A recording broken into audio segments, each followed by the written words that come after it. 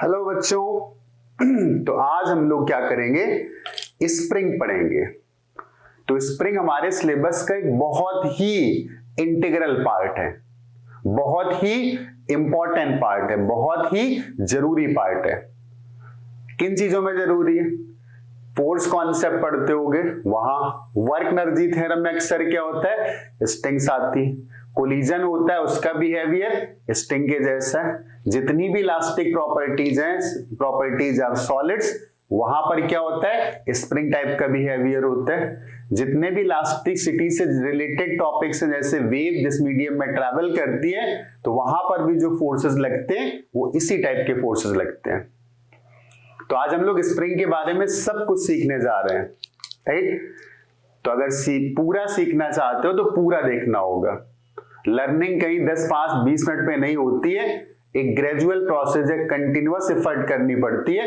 ये एक्चुअली लोग वो खरीदते हैं जो जिम जाते हैं। तो मैंने भी सोचा कि मैं भी एक्सरसाइज करूंगा, मैं भी अपने आप को फिट रखूंगा, तो मैं भी लेके 2 नहीं थी 3 थी इसमें। मैंने भी कुछ दिन करा, लेकिन कंटिन्यू नहीं करा तो बेनिफिट्स नहीं मिले। हाँ, जो कंटिन्यू करता तो बेनिफिट्स मिलते। वही चीज किसके साथ है? तुम्हारे साथ है, साइंस के साथ है। If you continue then you will be benefited for sure, right. अगर मैं इसको रोज करूंगा तो I will definitely be benefited, right. खैर, उन बातों को छोड़ते स्प्रिंग पर आते हैं। तो पहले मैं कुछ एक्सपेरिमेंट कर रहा हूं, तो वहां से कुछ क्वेश्चंस अराइज होंगे, और वो सारे क्वेश्चंस और बहुत सारी चीजें हम लोग एक्सप्लेन करेंगे। एक बात तो बिल्कुल क्लियर है कि हम लोग की जो फिजिक्स है बिल्कुल डिफरेंट है, क्योंकि हम लोग कॉन्सेप्ट की डेप्थ से पढ़ते हैं। और नहीं भरोसा है तो जाओ चेक करो, पूरा यूट्यूब छान मारो और एक्सप्लेनेशंस देखो, जा करके खुद देखिएगा। There is something different and something clear, something conceptual. Okay, तो जैसे मैंने क्या किया, इसमें से एक स्प्रिंग को अलग कर दिया इससे, राइट। अब मैं इससे एक्सरसाइज करता हूं। ये तो काफी आसान लग रहा है, इसको खींचना काफी आसान लग रहा है। कुछ एफर्ट लगा रहा हूं, लेकिन बहुत एफर्ट नहीं लगा रहा हूं। चलो एक काम करते, इसको भी जोड़ देते। जब मैंने एक स्प्रिंग लगाई थी तो इसको खींचना काफी आसान था। अब क्या करते, इसको भी जोड़ देते। अब ये 2 स्प्रिंग्स हो गई कैसी, पैरेलल में। अब एक्सरसाइज करते हैं। तो अब मैं एक्सरसाइज करूंगा तो मुझे अब ज्यादा ताकत लगानी पड़ रही, दिस वन। ओके, जब सिंगल स्प्रिंग थी तो कम ताकत लगानी पड़ी, अब 2 पैरेलल में जोड़ दी, ज्यादा ताकत लगानी पड़ी। एक काम और करते हैं, राइट। अब वो काम क्या करते हैं कि हम लोगों ने पैरेलल में जोड़ दिया, फिर सिंगल कर दिया। अब एक काम करते हैं, इसको सीरीज में कनेक्ट कर देते हैं, राइट। अगर इसको सीरीज में कनेक्ट करते तो देखते हैं कि यहां पर क्या हो सकता है, राइट। अभी ऑब्जर्वेशंस बहुत जरूरी है, और इन सारी चीजों के इसके अलावा भी और भी जितनी प्रॉपर्टीज स्प्रिंग्स की हैं, वो सारी प्रॉपर्टीज आज हम लोग पढ़ेंगे। और इस लेक्चर को पढ़ने के बाद आई गारंटी यू कि स्प्रिंग से रिलेटेड कोई दिक्कत कभी आने वाली नहीं है, राइट। तो अब मैंने क्या किया, इन दोनों स्प्रिंग्स को, राइट, अब मैंने ऐसे जोड़ दिया। ये तो जानते हो कि कौन सा कनेक्शन है, राइट। तो दिस इज सीरीज कनेक्शन। अब ध्यान से देखना, अब मैं अगर इससे एक्सरसाइज करूं, ये तो बिल्कुल आसान है।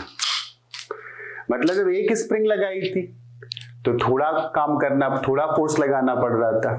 जब 2 पैरेलल में लगा दी तो बहुत ज्यादा फोर्स लगाना पड़ा। और बिल्कुल एक जैसी 2 स्प्रिंग अगर सीरीज में कनेक्ट कर दी तो क्या हुआ, अब तो बिल्कुल आसान हो गया। इसका मतलब एक और कनेक्ट कर देता तो एक्सरसाइज करना इजी हो जाता, राइट। इन सारी बातों का रीजन पढ़ेंगे। तो पहले तो क्वेश्चन अराइज होता है कि यहां पर इलास्टिसिटी है, और अगर यहां पर इलास्टिसिटी है तो फर्स्ट क्वेश्चन है कि इलास्टिसिटी का हम लोगों ने जो चैप्टर पढ़ा था, प्रॉपर्टीज ऑफ मैटर, तो उसमें हम लोगों ने 3 टाइप के स्ट्रेस पढ़े थे। कौन से? लॉन्गिट्यूडनल, जिसको हम लोग बोलते थे टेंसाइल या कंप्रेसिव। दूसरा हम लोगों ने पढ़ा था शियरिंग, और तीसरा हम लोगों ने पढ़ा था कुछ बल्क मॉडुलस टाइप का। तो मेरा क्वेश्चन है कि जब स्प्रिंग को हम लोग फोर्स लगाते हैं और वो इलोंगेट होती है, कंप्रेस होती है, तो यहां पर कौन सा स्ट्रेस होता है? शियरिंग होता है, या लॉन्गिट्यूडनल होता है, और या हाइड्रोलिक, जिसको बल्क बोलते हैं, बल्क मॉडल जिससे डिफाइन करते हैं। Answer the question. तो बहुत से लोग दिमाग में एक चीज आएगी कि this is type of longitudinal stress, जो कि बिल्कुल गलत है, राइट। अब मैं बताता हूं कि लॉन्गिट्यूडनल स्ट्रेस कहना इसको क्यों गलत है। मैंने क्या किया, एक्चुअली कौन सा स्ट्रेस था ये बता देता हूं। This is shearing stress. अब ये मेरे पास एक रॉड है, राइट। हम लोगों ने जो शियरिंग स्ट्रेस के बारे में पढ़ा था तो कुछ ऐसे पढ़ा था कि एक ब्लॉक है और इसको इसका एक सरफेस ग्राउंड से फिक्स कर दिया और ऊपर वाले सरफेस के पैरेलल एक फोर्स लगा है, तो इसमें डिफॉर्मेशंस आ गए और इसमें जो डिफॉर्मेशंस आ गए तो ये ब्लॉक ऐसे हो गया, इस तरीके से।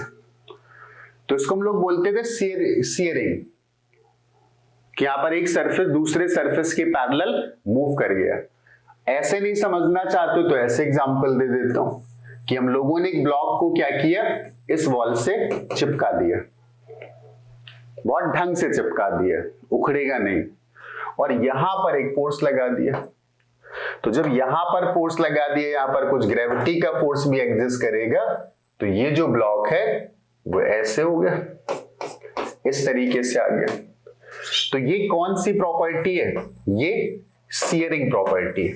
जैसे इसका डिटेल हम लोग पढ़ चुके प्रॉपर्टीज ऑफ सॉलिड्स में, लेकिन चूंकि स्प्रिंग्स पढ़ना है तो ये बातों का क्लियर होना बहुत जरूरी है। अब शियरिंग के बारे में थोड़ा सा डिस्कस कर देते हैं कि एक्चुअली है क्या। यहां पर जो दो मॉलिक्यूल्स थे, मतलब बहुत सारे मॉलिक्यूल्स होंगे, मैं दो ले रहा हूं केवल। तो अगर एक मॉलिक्यूल ऐसे था और एक मॉलिक्यूल ऐसे था, और हमने एक मॉलिक्यूल को शिफ्ट किया और एक को वहीं पर रखा, तो इसकी लेंथ में इंक्रीमेंट आ गया। और ये बात भी हम लोगों ने पढ़ी थी प्रॉपर्टीज ऑफ सॉलिड्स में, कि दो पार्टिकल के बीच का सेपरेशन अगर इंक्रीज करता है तो उनके बीच में एक अट्रैक्टिव फोर्स आएगा। तो अगर अट्रैक्टिव फोर्स आएगा तो इस पार्टिकल पर वो फोर्स तो ऐसे लग रहा होगा ना, इस फोर्स का एक कंपोनेंट पीछे जाएगा और यही कंपोनेंट शियरिंग क्रिएट करेगा। यही कंपोनेंट चाहेगा कि ये सरफेस वापस अपनी ओरिजिनल पोजीशन पर आ जाए, और इसी को तो बोलते हैं इलास्टिसिटी। हुक्स लॉ पढ़ा था कि अगर छोटे डिफॉर्मेशंस होते तो स्ट्रेस और स्ट्रेन एक दूसरे के प्रोपोर्शनल होते हैं, राइट। तो ये हम लोगों का शियरिंग स्ट्रेस हो गया। उसका रीजन समझ में आ गया कि शियरिंग स्ट्रेस क्यों प्रोड्यूस होता है। जैसे ये रॉड थी, अब इस रॉड का ये वाला पार्ट में फिक्स कर देता, ये वाला पार्ट, और इसको कोई क्लैम्प कर देता, बहुत कोई पकड़ लेता यहां पर, और फिर मैं इस वाले पर फोर्स लगाता तो कैसा होता, तो ये ऐसे करके ट्विस्ट होता। तो ये क्या है, इसके अंदर शियर क्रिएट हुआ। मतलब कुछ रॉड ऐसे थी, अगर मैं इसी रॉड को यहाँ पर, यही मान लो कि यही रॉड थी, रॉड जैसी दिख नहीं रही, बना सकते हो इसको। अगर मैं इसको रॉड जैसा बनाता तो ऐसे बोलता कि रॉड की जो पहले की पोजीशन थी वो ये थी, और इस समय इसके पास कोई स्ट्रेस नहीं है, कोई शियरिंग स्ट्रेस नहीं है। फिर मैंने क्या, यहां पर एक फोर्स लगा दिया। तो जब मैंने यहां पर एक फोर्स लगा दिया तो ये रॉड कुछ ऐसी हो गई, ऐसे ऐसे, लेकिन छोड़ दूंगा तो क्या होगा, फिर वापस चली जाएगी। तो अगर इस रॉड को ऐसे ट्विस्ट करके छोड़ देता तो फिर क्या होता, ऊपर चली जाती। तो इसके पास इलास्टिक प्रॉपर्टी है, तो ट्विस्ट करता हूं हो जाती, छोड़ देता हूं वापस चली जाती। तो ये कौन सी प्रॉपर्टी है, शियरिंग प्रॉपर्टी। अब बहुत से लोगों के अंदर क्वेश्चन आएगा कि स्प्रिंग पढ़ा रहे और स्प्रिंग में कहां से शियर आ गया। स्प्रिंग का डिफॉर्मेशन तो लॉन्गिट्यूडनल हो रहा है। एक्चुअली स्प्रिंग बनाई कैसे जाती है, जैसे मैं स्प्रिंग बनाना चाहता तो एक मेटेलिक वायर लेता जो इलास्टिक होता है, फिलहाल ये इलास्टिक नहीं है, एक एग्जांपल के फॉर्म में ले रहा हूं, और अपने हाथ में इसको रैप करना शुरू कर देता। तो अगर एक लोहे का वायर लो और एक सिलिंड्रिकल रॉड ले लो और उस वायर को ऐसे ऐसे करके लपेटना शुरू कर दो, तो ये क्या बनता चला जाएगा, ये बनती चली जाएगी स्प्रिंग, और इसको बाहर निकाल लो। तो घर में स्प्रिंग बनाना तो बना सकते हो कि मार्केट जाओ, एक लोहे का वायर खरीदो और एक सिलिंड्रिकल रॉड लो, और उस रॉड के ऊपर ऐसे करके वायर को रैप करते चले जाओ, तो वो क्या बन जाएगा, स्प्रिंग। मैंने मान लिया कि मार्केट गया और मैंने एक बड़ा सा सिलेंडर लिया, राइट। बड़ा सा सिलेंडर लिया तो वो सिलेंडर कुछ इतना बड़ा था, काफी बड़ा सिलेंडर ले लिया, और फिर मैंने इस पर क्या किया, इस पर ऐसे करके वो वायर लपेट दिया इस तरीके से। तो क्या तैयार हो गया, एक स्प्रिंग तैयार हुई। सिलेंडर हटा दिया, हमें क्या मिल गया, स्प्रिंग मिल गई, सॉरी स्प्रिंग नहीं, स्प्रिंग मिल गई, राइट। अब आते हैं कि जो क्वेश्चन था कि आखिर ये शियर कैसे हो गया, तो टेंसाइल होना चाहिए, ये तो कंप्रेसिव होना चाहिए, ये तो लॉन्गिट्यूडनल होना चाहिए, राइट। बट यहां पर शियर कैसे हो गया। अगर जो मैंने स्प्रिंग बनाई थी, मान लो जो स्प्रिंग की बात कर रहा था, ये जो स्प्रिंग थी, इसका मैं एक पार्ट लेता, एक छोटा सा पार्ट, एक चक्कर, और उसका भी एक छोटा सा पार्ट काउंट करता, एक चक्कर लेता तो that will look like a circle, ऐसे। अगर मैं एक चक्कर लेता तो लगभग सर्किल के जैसा होता, नॉट एग्जैक्टली सर्किल, क्योंकि वहां पर कुछ स्पाइरल टाइप का पार्ट है। तो स्प्रिंग पहले यहां पर बना देता हूं कि मेरे पास एक स्प्रिंग है और वो स्प्रिंग ऐसी है, इस टाइप की स्प्रिंग है। इस स्प्रिंग से मैं एक पार्ट इतना निकाल लेता, ये वाला, और इतने पार्ट को यहां पर रखता ऐसे। तो ये बड़ा पार्ट था, थोड़ा सा कर्व्ड दिखाई दे रहा है, अगर मैं इतना पार्ट निकालता तो ऐसे आता। तो अगर बहुत छोटा पार्ट होता तो क्या होता, that is like a straight line, right. हमने यहां पर फोर्स लगाया, तो मैं क्या कर रहा हूं, इस स्प्रिंग में जितने जितने छोटे छोटे पार्ट्स हैं, दोज आर लाइक रॉड्स। अगर छोटे छोटे पार्ट में बोलता है ऐसे करके छोटे छोटे टुकड़े, तो दोज आर लाइक रॉड्स। और मैं अगर इस पर ऐसे फोर्स लगा रहा हूं, इस पर ऐसे फोर्स लगाता तो क्या प्रोड्यूस होता है, शियर ही तो प्रोड्यूस होता है। इसका मतलब इस स्प्रिंग के छोटे छोटे पार्ट्स पर एक शियर प्रोड्यूस हो रहा है, क्योंकि वो जो लाइन जैसे पार्ट आ रहे हैं वो अपने प्लेस से ऐसे डिस्टर्ब हो रहे हैं, तो थोड़ा थोड़ा सब में शियर प्रोड्यूस हो गया और जुड़ करके हो गया बड़ा। तो पहले क्वेश्चन का आंसर मिला कि अगर एक पेपर में क्वेश्चन पूछा जाता है कि स्प्रिंग में जो स्ट्रेस प्रोड्यूस होता है वो स्ट्रेस कौन सा होता है, शियरिंग स्ट्रेस होता है, लॉन्गिट्यूडनल स्ट्रेस होता है, और या हाइड्रोलिक स्ट्रेस होता है, तो क्या आंसर होगा, शियरिंग होता है। हाँ, एक वायर होता, एक वायर ऐसा होता, और फिर मैं बोलता है कि मैं ऐसे फोर्स लगा रहा हूं और इस वायर की लेंथ में कुछ इंक्रीमेंट आ गया, तो मैं बोलता कि दिस इज, इसके पार्टिकल के बीच का सेपरेशन बढ़ गया होगा। जब मैं खींचूंगा तो हर दो, एक पेयर के जो दो पार्टिकल्स हैं उनके बीच का सेपरेशन बढ़ गया होगा। तो ये कौन सा था, ये था टेंसाइल या लॉन्गिट्यूडनल बोल सकते हो। ये कौन सा स्ट्रेस हुआ, शियरिंग। इसका मतलब हर पार्ट कुछ ऐसा होगा। और फिर मैंने क्या किया, मान लो कोई पार्ट था, बड़ा इनलार्ज करके दिखा रहा हूं, और मैंने उस पर ऐसे फोर्स लगाया तो वो क्या हुआ, ट्विस्ट हुआ।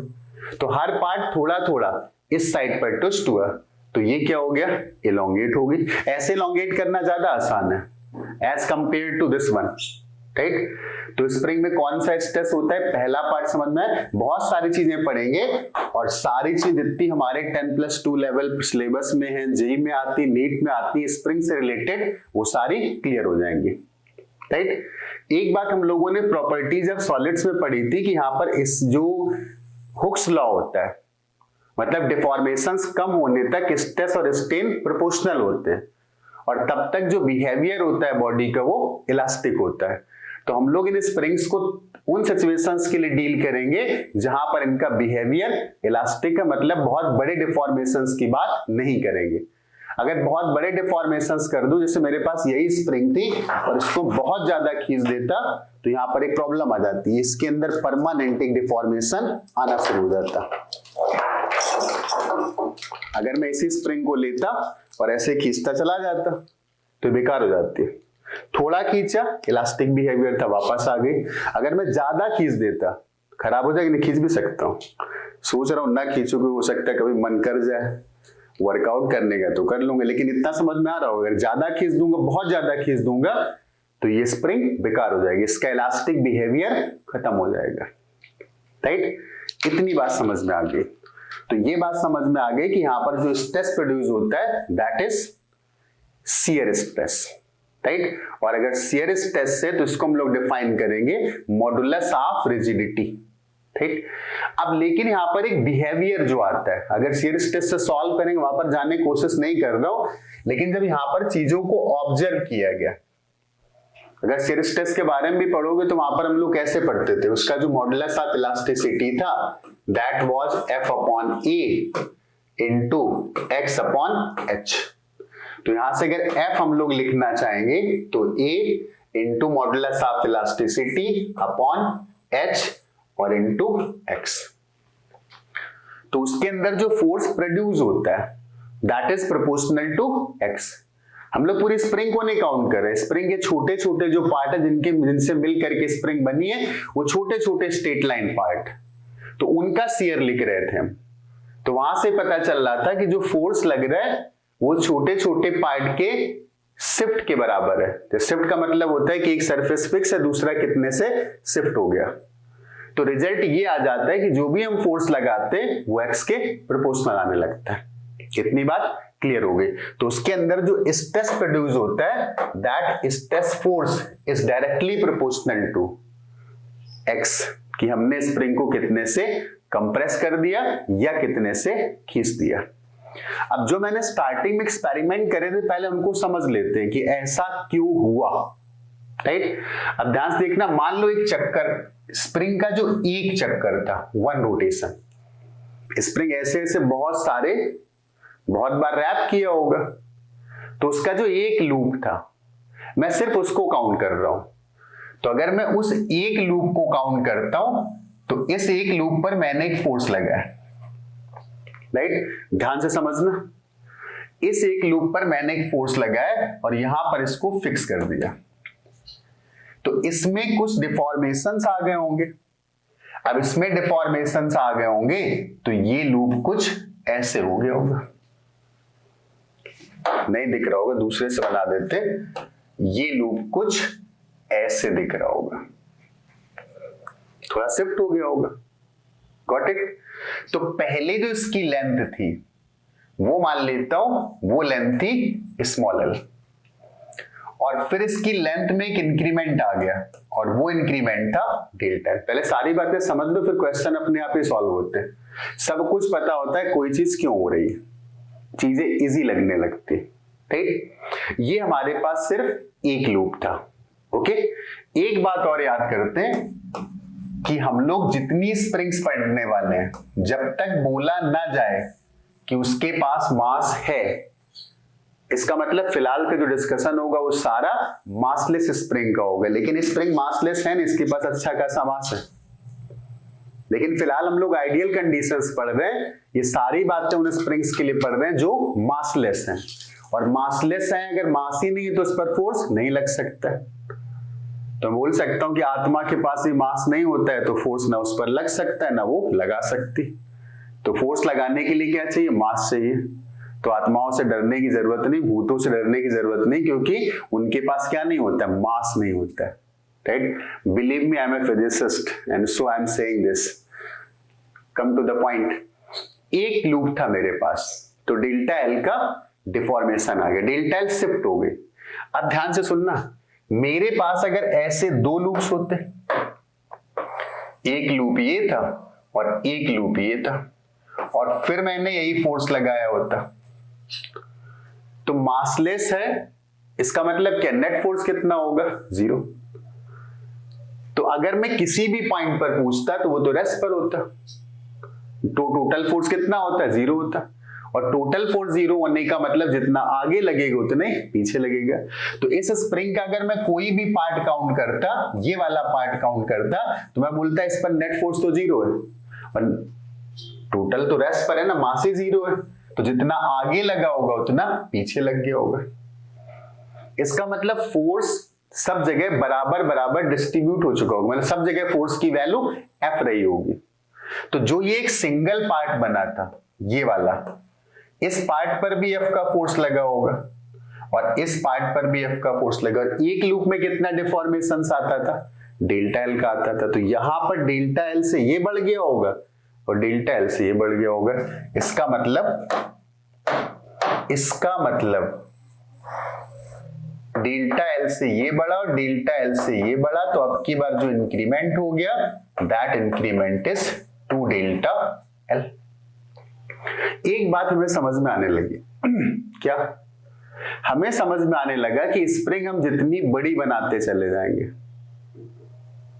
उसको डिफॉर्म करना उतना इजी लगेगा, जबकि एक लूप का डिफॉर्मेशन वही आ रहा होगा। अब 2 लूप बना दे, मान लो एक लूप में डेल्टा एल की वैल्यू थी 1 सेंटीमीटर, तो 2 लूप में कितनी आ जाएगी 2 सेंटीमीटर। तो अगर ऐसे में 50 लूप लगा देता तो 50 सेंटीमीटर लेंथ बढ़ जाती। इसका मतलब जैसे जैसे नंबर ऑफ लूप्स बढ़ते चले जाएंगे वैसे वैसे जो फ्रैक्शनल चेंज इन लेंथ है वो बड़ा होता चला जाएगा, राइट? इसलिए मैंने बोला था कि जब इस स्प्रिंग में मैंने क्या किया, दोनों को सीरीज में जोड़ दिया तो बड़ा आसान हो गया, और उसको मैंने फोर्स लगाया तो काफी ज्यादा खिंच गई, राइट? लेकिन जब स्प्रिंग छोटी थी तो नंबर ऑफ लूप कम थे। जैसे ये स्प्रिंग छोटी है तो इसमें फोर्स लगाया तो इतना फोर्स लगाना पड़ रहा है, और जब मैंने स्प्रिंग को और बढ़ा दिया तो उतने डिस्प्लेसमेंट में कम फोर्स लगा के कर रहा हूं। बड़ा इजी लग रहा है मुझे यहाँ पर, राइट? तो एक बात समझ में आती चली जा रही कि जैसे जैसे फोर्स की लेंथ की वैल्यू बढ़ेगी स्प्रिंग की तो नंबर ऑफ लूप्स बढ़ेंगे, और नंबर ऑफ लूप्स अगर बढ़ेंगे तो उसमें जो फ्रैक्शनल डिफॉर्मेशन है, मतलब पर यूनिट लेंथ पर जो चेंज की वैल्यू है, टोटल चेंज की वैल्यू आ रही है, वो टोटल चेंज की वैल्यू इंक्रीज कर रही होगी। क्या इतनी बात क्लियर होगी? तो जैसे जैसे उसकी लेंथ बढ़ती चली जाएगी तो उस स्प्रिंग का डिफॉर्मेशन उतने ही फोर्स के लिए बड़ा हो जाएगा। उतने ही फोर्स लगा करके एक लूप में मैंने डिफॉर्मेशन कर लिया था 1 सेंटीमीटर, और सेम फोर्स लगा करके अगर 2 लूप की बात करें तो 2 सेंटीमीटर का डिफॉर्मेशन आ गया। अगर 10 लूप होते तो 10 सेंटीमीटर का आता, राइट? तो ये बात समझ में आने लगी कि लेंथ अगर मैं स्प्रिंग की बढ़ाता चला जाऊं तो फॉर ए गिवन फोर्स जो इलॉन्गेशन है, जो डिफॉर्मेशन है, जो लेंथ का इंक्रीमेंट हो रहा है वो बढ़ता चला जाएगा। तो यहां पर एक आंसर देना, जैसे बोलता है मेरे पास एक बड़ी सी स्प्रिंग थी, मेरे पास एक बड़ी सी स्प्रिंग थी, इतनी बड़ी स्प्रिंग थी। इस स्प्रिंग को हम लोगों ने एक साइड पर फिक्स कर दिया, दीवार से क्लैंप कर दिया, और फिर हम लोगों ने इस स्प्रिंग पर एक फोर्स लगाया। इस स्प्रिंग पर हम लोगों ने जब फोर्स लगाया तो इसके पास आ गया डिफॉर्मेशन। तो इसके पास जब डिफॉर्मेशन आ गया तो वो स्प्रिंग कुछ ऐसी हो गई, और इसका डिफॉर्मेशन हो गया एक्स हो गया, राइट? सारी बातें समझना, लास्ट में जब पूरी चीजें देख लोगे तो कोई भी क्वेश्चन तुम्हें डिफिकल्ट लगेगा ही नहीं। स्प्रिंग से रिलेटेड कोई क्वेश्चन डिफिकल्ट नहीं लगेगा, हाँ, लेकिन बेसिक्स को समझना पड़ता है। हम लोग क्या करते, सीधे लिखा force F equal to x हो गया स्प्रिंग, बस उठाया सवाल करना शुरू कर दो, फिर क्या बोलते फिजिक्स ही नहीं आती। तो हमारी इंडिया में फिजिक्स ना होने का रीजन तो यही, हम लोग लॉजिक से, कॉन्सेप्ट से फिजिक्स को नहीं पढ़ते, रीजन से फिजिक्स को नहीं पढ़ते, और यही रीजन है कि यहाँ पर फिजिक्स हमें नहीं आने लगती। तो अगर सीखना है तो रीजन से, लॉजिक से, कॉन्सेप्ट से उसको सीखना पड़ेगा। और मैंने बोला था किसी भी चैप्टर के जो बेसिक कॉन्सेप्ट्स होते हैं उनको पढ़ाने में 1 घंटा 2 घंटा लगता है, 3 घंटा लगता है, लेकिन सवाल तो हम लोग 10-10 20-20 घंटे लगाते हैं। तो जब मुझे पता है कि ये 2 घंटे ये 2 घंटे यूटिलाइज करने पर हमारा काम अच्छे से हो सकता है, और वो काम हो सकता है जो 20 घंटे में नहीं होता, तो पहले ये करना जरूरी है फिर वो करना जरूरी है, तो वो वाला काम भी तुम्हारा आसान हो जाएगा और कॉन्फिडेंस और क्रिएट होगा, रे सवाल तो हमसे निकलने लगे, राइट? अभी क्या होता है, सवाल उठाया नहीं आ रहा है, टीचर के पास डाउट क्रिएट हो रहा है, ये सब हो रहा है, क्यों? बेसिक्स क्लियर नहीं है। तो बेसिक्स क्लियर करना है तो कंसेप्चुअली पढ़ना चाहिए, राइट? हाँ, थोड़ा सा मैंने बोला था वो एक एक्टिवेशन एनर्जी लेवल, तो वो क्रॉस करो यार, राइट? वो क्रॉस करोगे, इसके बाद चीजें स्पॉन्टेनियस होंगी, you will feel interest in physics, right? और मैं तुम्हें ऐसी फिजिक्स दे रहा हूं जो नहीं मिलती दुनिया में, चाहो तो ट्राई कर सकते हो, right? There is a open platform, YouTube platform, go and search everywhere and you will find कि क्या किया जा रहा है एक्चुअली, राइट? मैंने फोर्स लगा करके इसको इतना डिस्प्लेस कर दिया, ये डिस्प्लेसमेंट था एक्स। मेरा एक सवाल है कि अगर स्प्रिंग, ये जो लेंथ थी वो स्प्रिंग की लेंथ थी स्मॉल एल, और तब एक्स का डिस्प्लेसमेंट आ गया। एक स्प्रिंग में और बनाता हूं, राइट? एक स्प्रिंग बनाता हूं और वो स्प्रिंग सपोज ऐसे बनाता हूं, यही सेम स्प्रिंग है, मतलब थोड़ी जगह कम थी तो मैंने इसको पतला कर दिया, लेकिन उसकी लेंथ मैंने जस्ट आधी कर दी, उसकी लेंथ को जस्ट आधा कर दिया। मैं डायरेक्ट सवाल पूछना, बहुत से लोग फॉर्मूले रटते, सीरीज पैरेलल कट करने का, ये करने का, वो करने का, कुछ नहीं, सीधा आंसर। मैंने स्प्रिंग की लेंथ को आधा कर दिया और फिर मैंने उतना ही फोर्स लगाया जितना मैंने पहले लगाया था। मैं तुमसे डायरेक्टली पूछता what will be the elongation,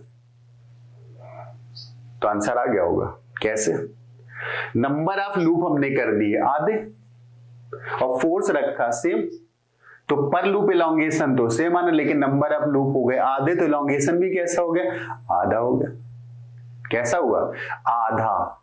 तो ये अगर x से इलोंगेट हो गई थी यही फोर्स लगाने पर, तो ये कितने से इलोंगेट होगी?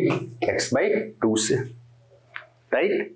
अब आते हैं कि जो स्प्रिंग का फोर्स x के प्रोपोर्शनल था, तो स्प्रिंग के बारे में हम लोग लिखते F इज इक्वल टू, अभी सब बातें करेंगे, अंदर फोर्स डेवलप होता है वो कितना, बाहर से लगा है वो कितना। फिलहाल मैं यही वाला फोर्स बता रहा हूं जो मैंने लगाया था, कि मैंने F लगाया था तो वो x से डिस्प्लेस हो गई, तो ये वाला फोर्स आता है। एक सवाल मैं तुमसे और पूछता, बेसिक्स क्लियर करना है तो बहुत ध्यान से सुनना और जो जो पूछ रहा हूं उसका आंसर करना। जब मैं बोल दूंगा स्प्रिंग इज फिनिश्ड, इसके बाद तुम्हें कोई दिक्कत नहीं आएगी अगर तुम इसको पूरा देखोगे तो, राइट। अब मैं पूछता कि इस स्प्रिंग का स्प्रिंग कांस्टेंट था K, इसका बताओ कितना होगा? लॉजिक से बताना, कोई फॉर्मूला नेट नहीं, स्प्रिंग के काटने का रूल ये होता है, फिर जोड़ के पैरेलल सीरीज कुछ करके, कुछ नहीं, सीधा जो बेसिक जो हो रहा है उसके अंदर उससे सोचना है। तो पता है क्या सोचोगे? Force acting on both the spring is same, force acting on both the springs are same, और इसका एलोंगेशन x हो गया था उतने फोर्स पर और इसका हो गया आधा, इसका मतलब स्प्रिंग कांस्टेंट डबल है। अगर फोर्स सेम है और इलोंगेशन हो गया हाफ, तो फिर स्प्रिंग कांस्टेंट को होना पड़ेगा डबल। कैसा? डबल। क्या डबल? डबल मजा। Got it? अब अगर ये ट्रिक लगाते हो तो बड़े बड़े क्वेश्चन सीधे ऐसे ही बोलो। उसने बोला एक स्प्रिंग को 3 बराबर पार्ट में डिवाइड कर दिया, एक स्प्रिंग को 3 बराबर पार्ट में डिवाइड कर दिया, तो what is the spring constant of a single part? तो मैं क्या बोलूंगा कि जब पूरी स्प्रिंग थी तो मैंने F फोर्स लगा करके x का एलोंगेशन कराया था, तो स्प्रिंग अगर 1/3 हो चुकी है तो नंबर ऑफ लूप्स भी 1/3 हो चुके, लेकिन हर लूप का जो इलोंगेशन होगा वो सेम आएगा। इसका मतलब नंबर ऑफ लूप्स अगर 1/3 हो चुके होंगे और फोर्स की वैल्यू सेम होगी, तो फोर्स सेम है तो लेंथ का इंक्रीमेंट भी तो 1/3 हो जाएगा, और लेंथ का इंक्रीमेंट 1/3 है, फोर्स सेम है, इसका मतलब K की वैल्यू को 3 गुना होना पड़ेगा। तो अगर इसी स्प्रिंग को मैं 3 टुकड़ों में तोड़ देता तो ये 3K, ये 3K और ये 3K। Got it? जैसे बोल रहा वैसे सोचो, तो कुछ भी उन सारे सवालों पर आएंगे अभी जो पढ़ा करते हो, कन्वेंशनल जिनको रटा करते हो, राइट। लेकिन उन्हें करने में मजा तभी आएगा जब हम उसका बेसिक समझेंगे, इस शेयरिंग स्ट्रेस को समझेंगे, राइट। अब चलो जी एक क्वेश्चन और देता हूं। अभी मैंने हाफ किया, फिर 3 इक्वल पार्ट में डिवाइड कर दिया। अब मैं बोला मेरे पास एक स्प्रिंग है, इस स्प्रिंग का स्प्रिंग कांस्टेंट K है, राइट। इस पर मैंने एक फोर्स लगाया, कंप्रेस करोगे तो लेंथ घट जाती, एलोंगेट करोगे मतलब बढ़ जाती। तो इस पर जब मैंने F का फोर्स लगाया तो ये एलोंगेशन x आ गया, और हमें इसके रिजल्ट के बारे में पता है कि F इक्वल टू kx, क्योंकि इसका स्प्रिंग कांस्टेंट K था। बाकी सब जगह आएंगे, अंदर क्या फोर्स होता है, बाहर क्या होता है, स्ट्रेस वाले फोर्स क्या होते हैं, उन सब पर आएंगे, राइट। मैंने बोला इस स्प्रिंग को 2 पार्ट में तोड़ो और रेशियो होना चाहिए 1:2, मतलब एक पार्ट की लेंथ दूसरे पार्ट की लेंथ की 2 गुनी। तो मैंने इस स्प्रिंग को 2 टुकड़ों में तोड़ दिया और एक टुकड़े की लेंथ दूसरे टुकड़े की लेंथ की डबल थी। इसकी लेंथ इसकी डबल थी, राइट। तो ये वाली लेंथ अगर L थी तो ये कितनी आ जाएगी 2L/3 और ये कितनी आ जाएगी L/3। अब मैं क्विक आंसर्स तुमसे पूछता, याद रखना मेरी क्लास में सोचना पड़ता है, मैं फैक्ट नहीं रटाता हूं। फैक्ट रटने वाले कभी सफल नहीं होते, दे वेस्ट देयर टाइम। उनको लगता है कि हम मेहनत कर रहे हैं लेकिन लास्ट में लगता है लो ये क्या हो गया। जो कंसेप्चुअली पढ़ते हैं, चीजों को समझते फिजिक्स में, वो परफॉर्म करके आते, they score 100 out of 100, right. जो कंसेप्चुअली फिजिक्स को फिजिक्स की तरीके से पढ़ते, right. Rest are wasting their time. इसको मैंने दो पार्ट में ब्रेक किया, एक 1/3 और एक 2/3। तो मैं एक बात तो बोल ही सकता हूं, अगर मैं अब इस वाली स्प्रिंग पर वही फोर्स लगाता, इस वाली स्प्रिंग पर सेम फोर्स लगाता F, तो नंबर ऑफ लूप्स यहां पर जितने भी थे, इतना फोर्स लगाने पर सब थोड़े थोड़े शिफ्ट हुए होंगे। तो टोटल शिफ्टिंग की वैल्यू x के इक्वल आ गई, मतलब टोटल स्प्रिंग का जो इलॉन्गेशन आ गया वो x के इक्वल आ गया। तो यहां पर नंबर ऑफ लूप्स तो एक तिहाई रह चुके हैं, 1/3 हो चुके हैं, और सारे लूप में शिफ्टिंग उतनी होगी। इसका मतलब जो इसका इलॉन्गेशन आएगा, इतने ही फोर्स लगाने पर वो पहले वाले इलॉन्गेशन का 1/3 आ जाएगा। तो यहां पर जो इलॉन्गेशन आ जाएगा वो x/3 आ जाएगा। फोर्स हमने सेम लगाया था, राइट। तो स्प्रिंग कांस्टेंट F की वैल्यू तो kx थी ना, तो इसका मतलब स्प्रिंग कांस्टेंट कितना हो चुका होगा 3 के हो चुका होगा, तभी तो सेम फोर्स आएगा kx, राइट। तो ये 1/3 पार्ट था, तो इसका स्प्रिंग कांस्टेंट 1/3 हो गया। इसकी बात करें, इसमें जितने भी लूप थे, F फोर्स लगाने पर सारे लूप में जरा जरा जरा जरा सी शिफ्टिंग हुई होगी, तो मिल करके टोटल शिफ्टिंग हो गई, टोटल डिस्प्लेसमेंट x के इक्वल हो गया। और ये इसका 2/3 पार्ट था, मतलब ये पार्ट इससे छोटा था, तो उतना ही फोर्स तो यहां भी लगाया ना हम लोगों ने, सेम फोर्स लगाने पर हम लोगों ने सेम फोर्स लगा दिया। तो जब 2/3 लंबाई है तो 2/3 नंबर ऑफ लूप्स भी तो होंगे, तो अगर नंबर ऑफ लूप्स 2/3 होंगे तो हर लूप तो उतना चला होगा। इसका मतलब जो यहां पर इलॉन्गेशन आ चुका होगा वो 2/3x, 2/3x, लेकिन टोटल फोर्स तो वही लगाया था ना मैंने। इसका मतलब स्प्रिंग कांस्टेंट की वैल्यू 3/2k, ताकि टोटल फोर्स की वैल्यू उतनी आ जाए kx। तो यहां पर जो स्प्रिंग कांस्टेंट आएगा वो कितना आएगा, यहां पर स्प्रिंग कांस्टेंट आएगा 3k/2। क्या इतनी बात क्लियर होगी? तो अगर हम लोगों ने 1:2, ये किस रेशियो में था 1:2 में था, तो 1:2 में था, तो एक स्प्रिंग कांस्टेंट आ गया 3k और दूसरा स्प्रिंग कांस्टेंट आ गया 3k/2 के इक्वल। तो ऐसे हम लोग क्या करते हैं, स्प्रिंग कांस्टेंट कैलकुलेट कर सकते हैं। मतलब ये बेसिकली मैंने इसलिए समझाया ताकि ये समझ में आए कि स्प्रिंग के अंदर होता क्या है, राइट। अब इस पार्ट में अगर थोड़ी भी दिक्कत लगे तो फिर से देखो इसको समझो कि ये हो क्या रहा है एक्चुअली।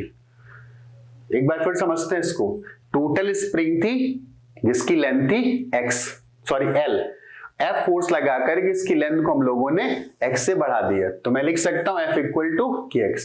फिर मैंने इस स्प्रिंग को दो पार्ट में ब्रेक कर दिया, एक की लेंथ L/3 थी, दूसरे की लेंथ 2L/3, दोनों को ऐड कर देंगे तो क्या आ जाएगा, L आ जाएगा।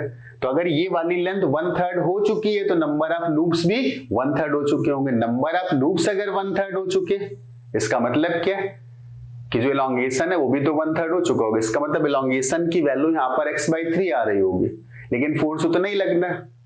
तो F=kx तो इसके लिए भी होगा, लेकिन इसका k बदल चुका होगा। तो अगर सेम फोर्स होगा, तो अगर इलॉन्गेशन 1/3 हो चुका होगा तो स्प्रिंग कांस्टेंट 3 टाइम्स हो चुका होगा, राइट। वही बात मैं यहां पर बोल सकता था कि इसकी लेंथ बची 2/3 ऑफ द ओरिजिनल, तो जो नंबर ऑफ लूप्स बचे वो भी 2/3 बचे, और नंबर ऑफ लूप्स अगर 2/3 बचे तो इलॉन्गेशन भी 2/3 हो चुका होगा। तो इसका इलॉन्गेशन अगर x था तो इसका कितना हो गया 2/3, लेकिन फोर्स तो मैंने वही लगाया था। तो स्प्रिंग कांस्टेंट और इलॉन्गेशन का मल्टीप्लिकेशन तो सेम आना चाहिए था ना। इसका मतलब जो स्प्रिंग कांस्टेंट आएगा वो 3k/2 के इक्वल आएगा, राइट।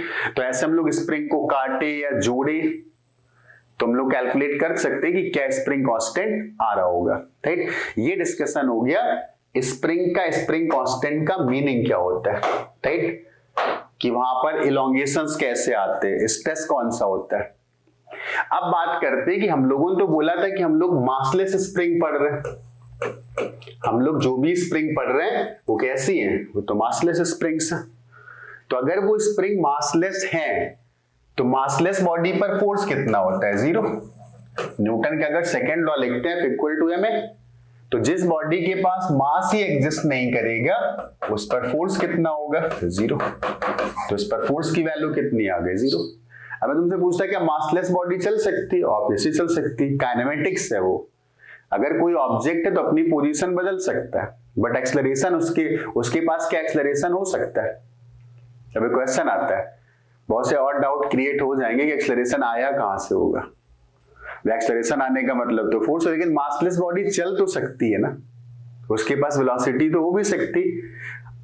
अब एक्सेलरेशन कैसे आया नहीं पता, उस पर फोर्स तो लग नहीं सकता, ठीक। तो थोड़े से डाउट्स आएंगे, लेकिन ये सिर्फ अजम्पशंस हैं कि कोई बॉडी मासलेस है, कि कोई भी ऑब्जेक्ट होगा वो मासलेस नहीं हो सकता। मैं डाउट क्या आएगा, मान लो मैं बोल भी देता कि मासलेस बॉडी पर टोटल फोर्स 0 है, तो फोर्स तो उस पर लगेगा नहीं, और फोर्स अगर उस पर लगेगा नहीं और मैं बोलता कि एक्सेलरेशन हो सकता है, तो एक्सेलरेशन का मतलब चेंज इन वेलोसिटी, तो कॉज नहीं पता चलेगा। एक्चुअली न्यूटोनियन मैकेनिक्स ही कॉज बताती थी कि मोशन का कॉज क्या है, लेकिन काइनेमेटिक्स क्या बताती थी, मोशन की प्रॉपर्टीज बताती थी, कॉज नहीं बताती थी। तो मैं कॉज अगर ना ढूंढूं तो मैं बोल सकता हूं कि it can have acceleration, it can have velocity, but force is equal to 0। हाँ, फिर कोरिलेट मत करना, क्योंकि फिर आएंगे डाउट आएगा, फिर एक्सेलरेशन वेलोसिटी बढ़ी तो बहस कैसे बढ़ी, नहीं, उसका आंसर नहीं दे सकते। तो मैं फिलहाल बोल सकता हूं कि दीज आर ऑल अजम्पशंस, और अगर ये अजम्पशंस है तो बोल सकता हूं उस पर फोर्स नहीं लगना है, दैट्स इट। बाकी क्या होता है उसका कोई मतलब अभी फिलहाल है नहीं, ना हम बता सकते हैं उसका मतलब, ना कोई बता सकता है, राइट। अब आते हैं कि मैंने एक स्प्रिंग ली, ये स्प्रिंग थी और ये स्प्रिंग थी अपनी नेचुरल लेंथ पर, और वो L0 थी। स्प्रिंग अपनी नेचुरल लेंथ पर थी और वो L0 थी।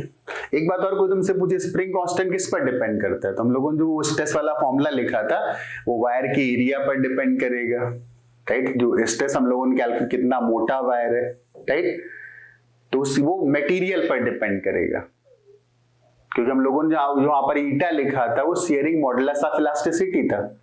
तो स्प्रिंग कांस्टेंट इस बात पर डिपेंड करेगा कि वो कितने मोटे वायर से बनी, उसका मटेरियल कौन सा है। बहुत सी स्प्रिंग देखी, एक मैंने दिखाई तुमको, एक स्प्रिंग कभी पहले पेन आया करते थे चिटपट वाले, तो उनके अंदर की स्प्रिंग होती थी, पतले वायर की होती थी, बड़े जल्दी दब जाती थी, उसका स्प्रिंग कांस्टेंट कम होता था। एक मैंने दिखा, एक तुम्हारी स्कूटी बाइक में लगी होती तो उसको ज्यादा फोर्स लगा के दबाना पड़ता है, कार में लगी होती उसको बहुत फोर्स लगा के दबाना पड़ेगा, राइट।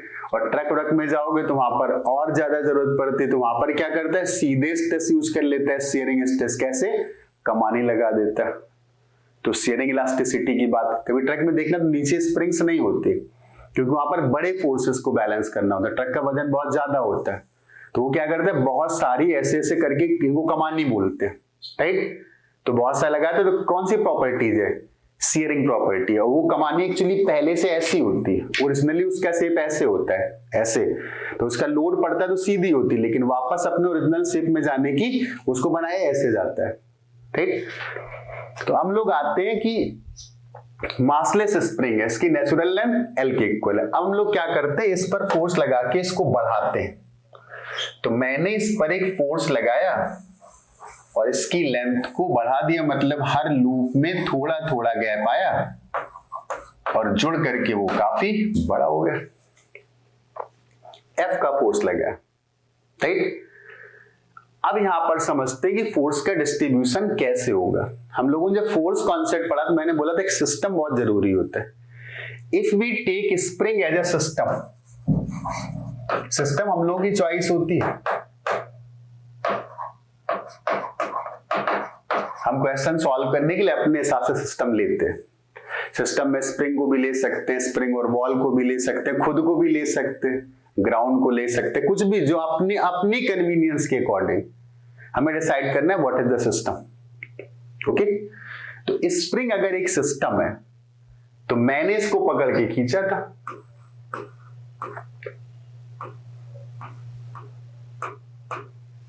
मैं पकड़ के खींच रहा था। Who exerted the force on spring? Me. मेरी फोटो लग नहीं रही वैसे, ठीक।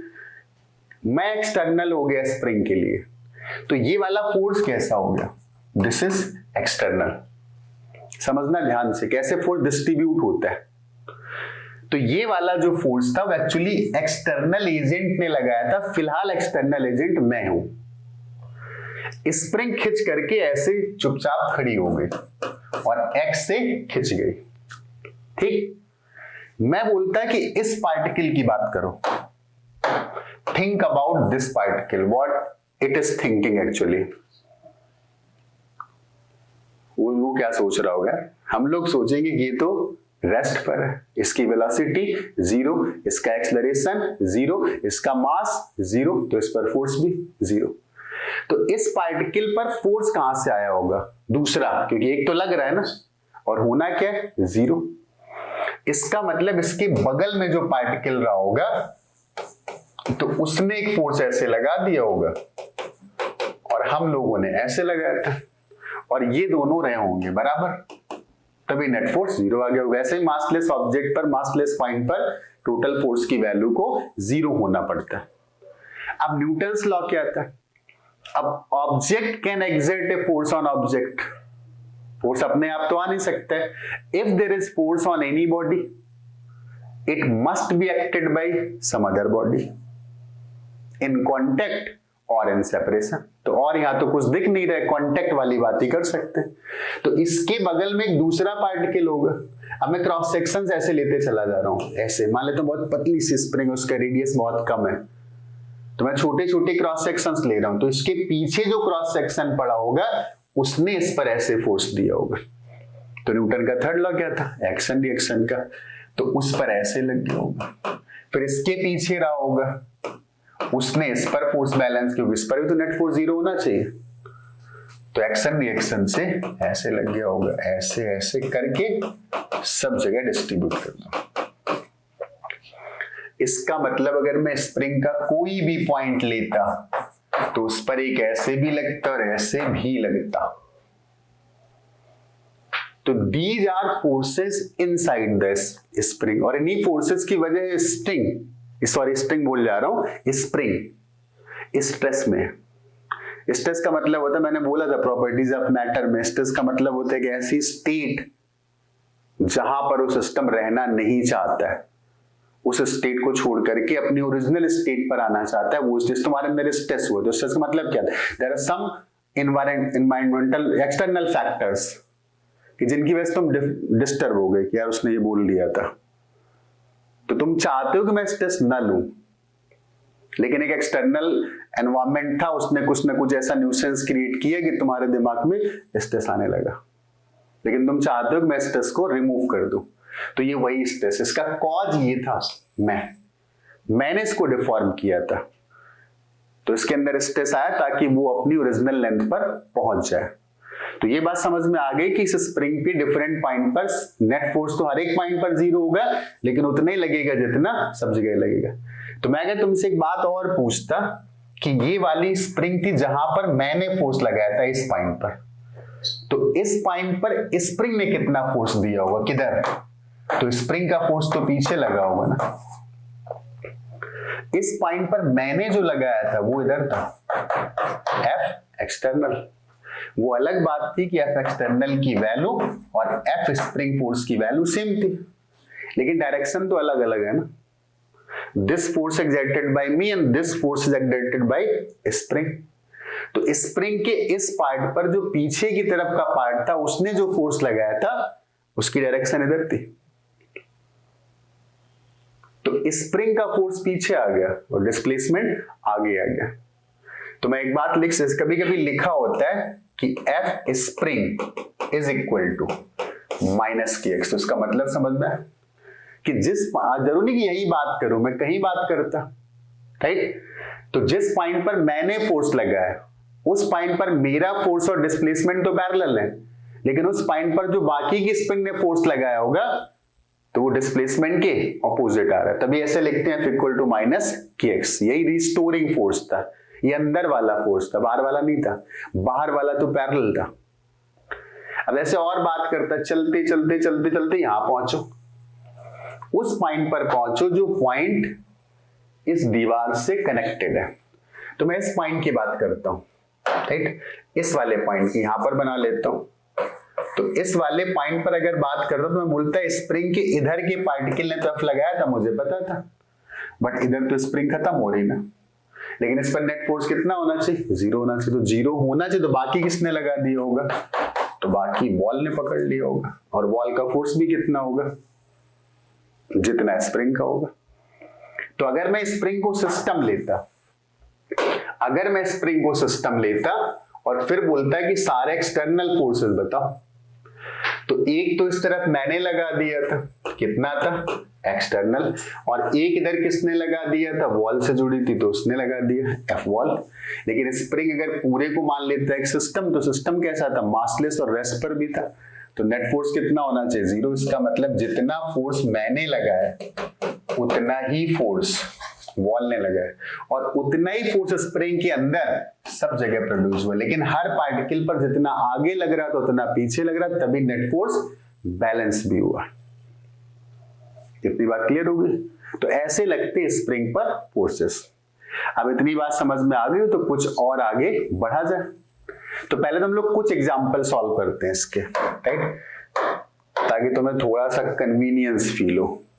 आदत होती ना कि वो सवाल देखा तो वो कर दो, वो एक बार उस पेपर में आया था वो कर दो, ये कभी नहीं सोचते कौन आने वाला है।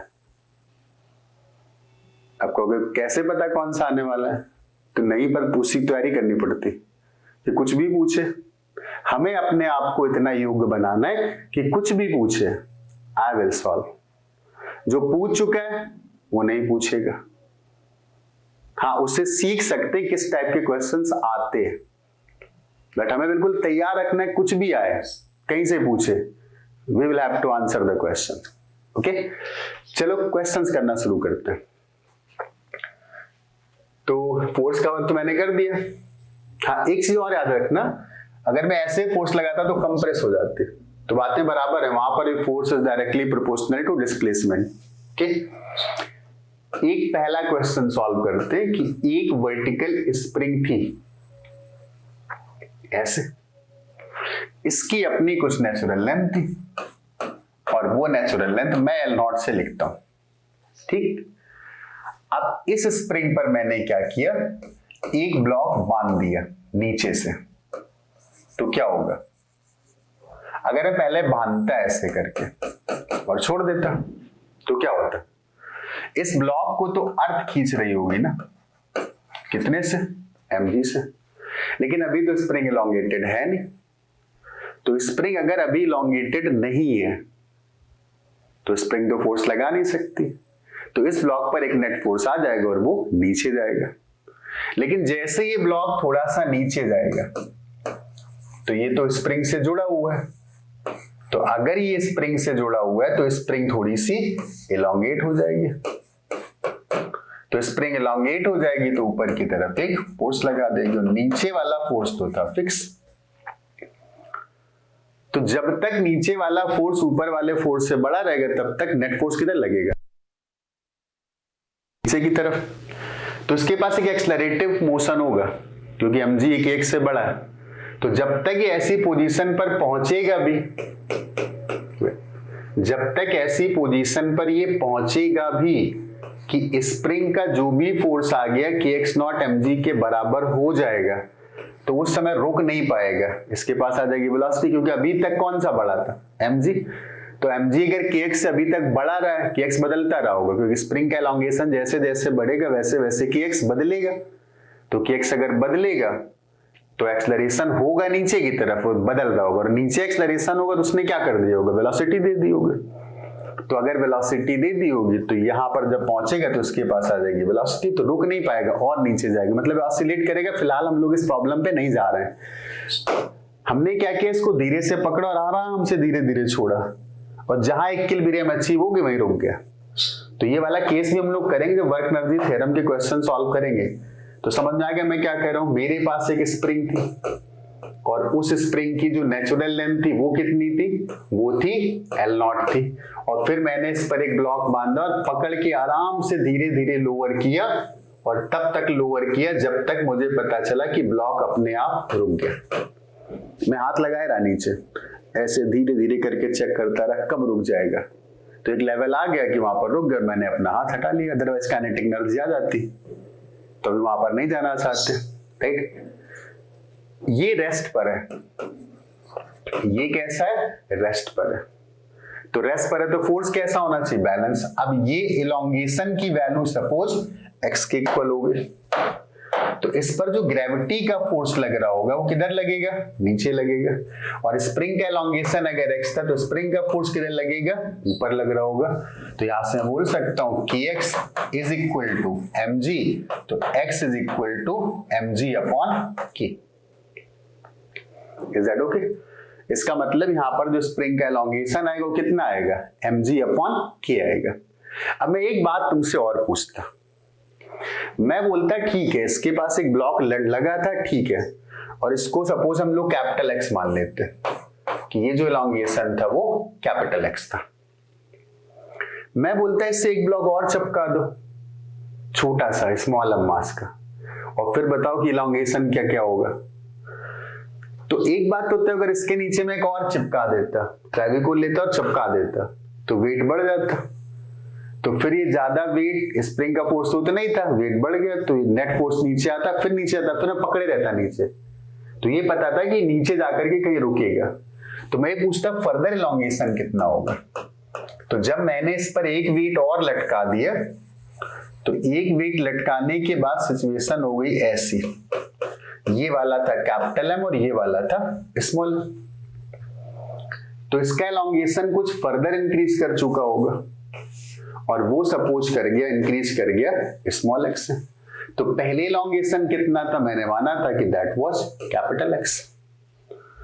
तो इस पूरे दोनों ब्लॉक को अगर मैं एक सिस्टम मान लेता तो स्प्रिंग ने किधर फोर्स लगाया, याद रखना जो पॉइंट ऑफ कांटेक्ट होता है उस पॉइंट ऑफ कांटेक्ट पर स्प्रिंग अपनी तरफ लगाती और दूसरा ऑब्जेक्ट होता है ब्लॉक या आदमी दूसरी तरफ लगाता है।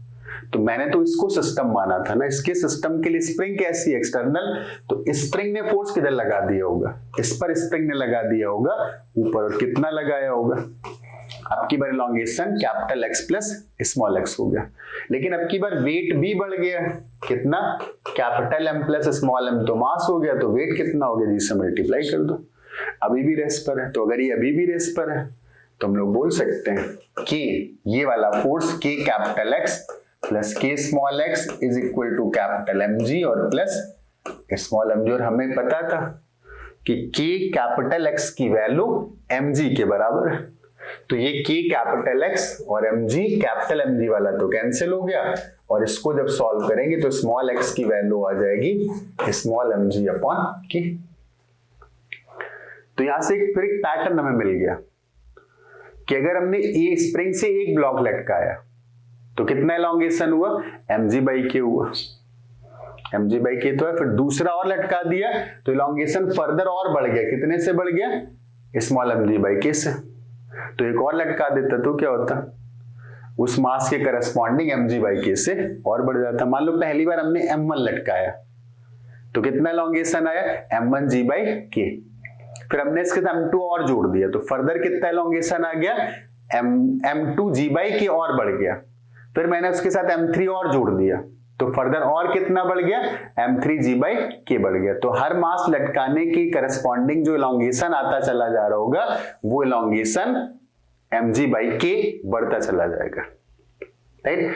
अब जरूरी नहीं कि स्प्रिंग वर्टिकल हो तो ऊपर से लटकी, हो सकता है जमीन से फिक्स कर दे, ऊपर एक ब्लॉक रख दे, राइट। तो उन केसेस को भी हमें ऐसे ही सॉल्व करना होगा।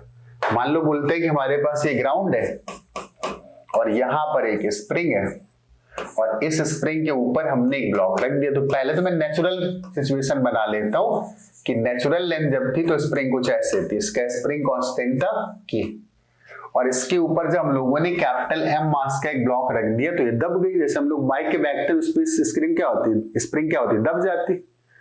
तो कंप्रेस होगी तो क्या करेगी, खुलने की कोशिश करेगी। तो इस स्प्रिंग ने अगर इसका कंप्रेशन x के इक्वल हो गया, तो इसका कंप्रेशन अगर x के इक्वल था और स्प्रिंग कांस्टेंट k के इक्वल था, तो इस स्प्रिंग ने इस ब्लॉक पर ऊपर की तरफ एक फोर्स लगा दिया होगा, कितना, kx।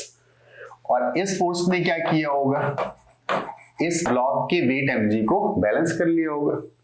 तो यहां से x की वैल्यू कितनी आ गई, यहां से x की वैल्यू आ गई कैपिटल mg अपॉन k। वही डिस्कशन जो पिछले केस में था, एक और मैं जोड़ देता तो क्या होता, फर्दर कंप्रेशन बढ़ता। तो अगर मैं स्मॉल एम मास और ऐड कर देता तो जो कंप्रेशन और बढ़ जाता, तो वो आ जाता है स्मॉल एम जी अपॉन के। तो सिमिलर क्वेश्चन होगा, इसको भी बिल्कुल वैसे ही सॉल्व कर सकते हो, ठीक। अब ये तो हो गया स्प्रिंग वर्टिकल थी, स्प्रिंग हॉरिजॉन्टल थी, ठीक। स्प्रिंग के बहुत सारे केसेस आते हैं। अब एक चीज और देख लेते हैं, स्प्रिंग को पैरेलल में जोड़। जैसे मैंने सबसे पहले एग्जांपल किया था कि मैंने क्या किया था, इन दोनों को ऐसे रखा था और फिर मैंने इसको खींचा था, तो मुझे ज्यादा ताकत लगानी पड़ी थी। तो इसको बोलते हैं पैरेलल कनेक्शन।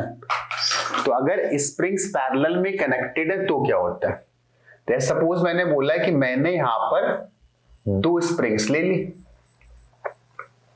एक स्प्रिंग ये और दूसरी स्प्रिंग ये,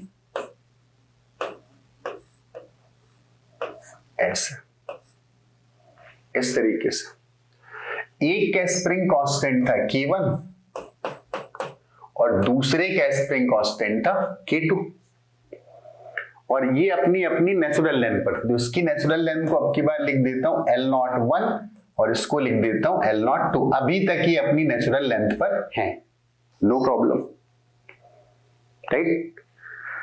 अब मैंने इसको फोर्स लगा के खींचने की कोशिश करी।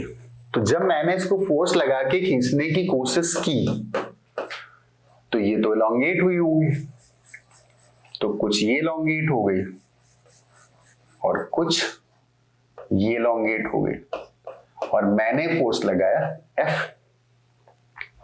लेकिन पैरेलल में तो एक बात देखने को मिल रही है कि दोनों के एलोंगेशन कैसे सेम आ रहे हैं। तो इसकी लेंथ हो गई, स्प्रिंग यहां तक की वायर मैंने जोड़ दिया था, कुछ लेंथ या सेम भी मान सकते हो, उसको कोई फर्क नहीं पड़ता है। हाँ, इसकी ओरिजिनल लेंथ थी L01 और एलोंगेशन हो गया X, और इसकी L02 थी और इसका भी एलोंगेशन कितना हो गया, X हो गया। Is that okay? तो अब मैं बोल सकता हूं कि ये स्प्रिंग अगर X से एलोंगेटेड है, ये वाली स्प्रिंग अगर X से एलोंगेटेड है और इसका स्प्रिंग कांस्टेंट है K1, तो ये जब खिंच गई होगी तो कितना फोर्स लगा रहे होगे, तो स्प्रिंग के अंदर जो फोर्स क्रिएट होता है वो तो Kx के इक्वल होता है ना। तो यहां पर इस स्प्रिंग ने एक फोर्स लगा दिया हो, कितना, K1 इंटू X। स्प्रिंग अपने एंड पर इतनी फोर्स तो लगाएगी, और ये कितने से बढ़ गई, कितने से एलोंगेट हो गई, X। इसका स्प्रिंग कांस्टेंट क्या था, K2 था, तो उसने भी यहां पर फोर्स लगा दिया होगा, कितना, K2x। लेकिन ये सब कुछ तो मासलेस था ना, तो मैंने F का फोर्स लगाया था और पीछे लगाए K1x से K2x। तो इसको मैं यहां पर फ्री बॉडी डायग्राम बना लेता हूं। एक यहां से लगा था K1x और एक लगा था यहां से K2x, और मैंने लगाया था F का फोर्स। लेकिन ये तो मासलेस था ना, सब कुछ यहां पर मासलेस है। मास जोड़ेंगे तो अलग भी हो सकता है, अगर वो एक्सेलरेटेड है तो फिर ऐसा नहीं होगा। मान लो यहां पर ब्लॉक रखा होता फिर मैं फोर्स लगाता तो कुछ भी हो सकता था, राइट। तो यहां से F की वैल्यू कितनी आ गई, F की वैल्यू आ गई K1x और प्लस K2x। तो फिर मैं इसको लिख सकता हूं F equal to K1 plus K2 into X। इतनी बात क्लियर होगी? तो पूरे सिस्टम की अगर मैं बात करता, इस पूरे सिस्टम की, मान लो इसको मैं रैप कर देता और मैं बोलता कि यार इसको मैंने कपड़े से ढक रखा है, इसके अंदर कोई स्प्रिंग है, बस इतना ही बोलता और कुछ ना बोलता, 1 है 2 है 10 है कुछ ना बताता, और फिर बोलता है कि इसका स्प्रिंग कांस्टेंट बताना है, बताओ।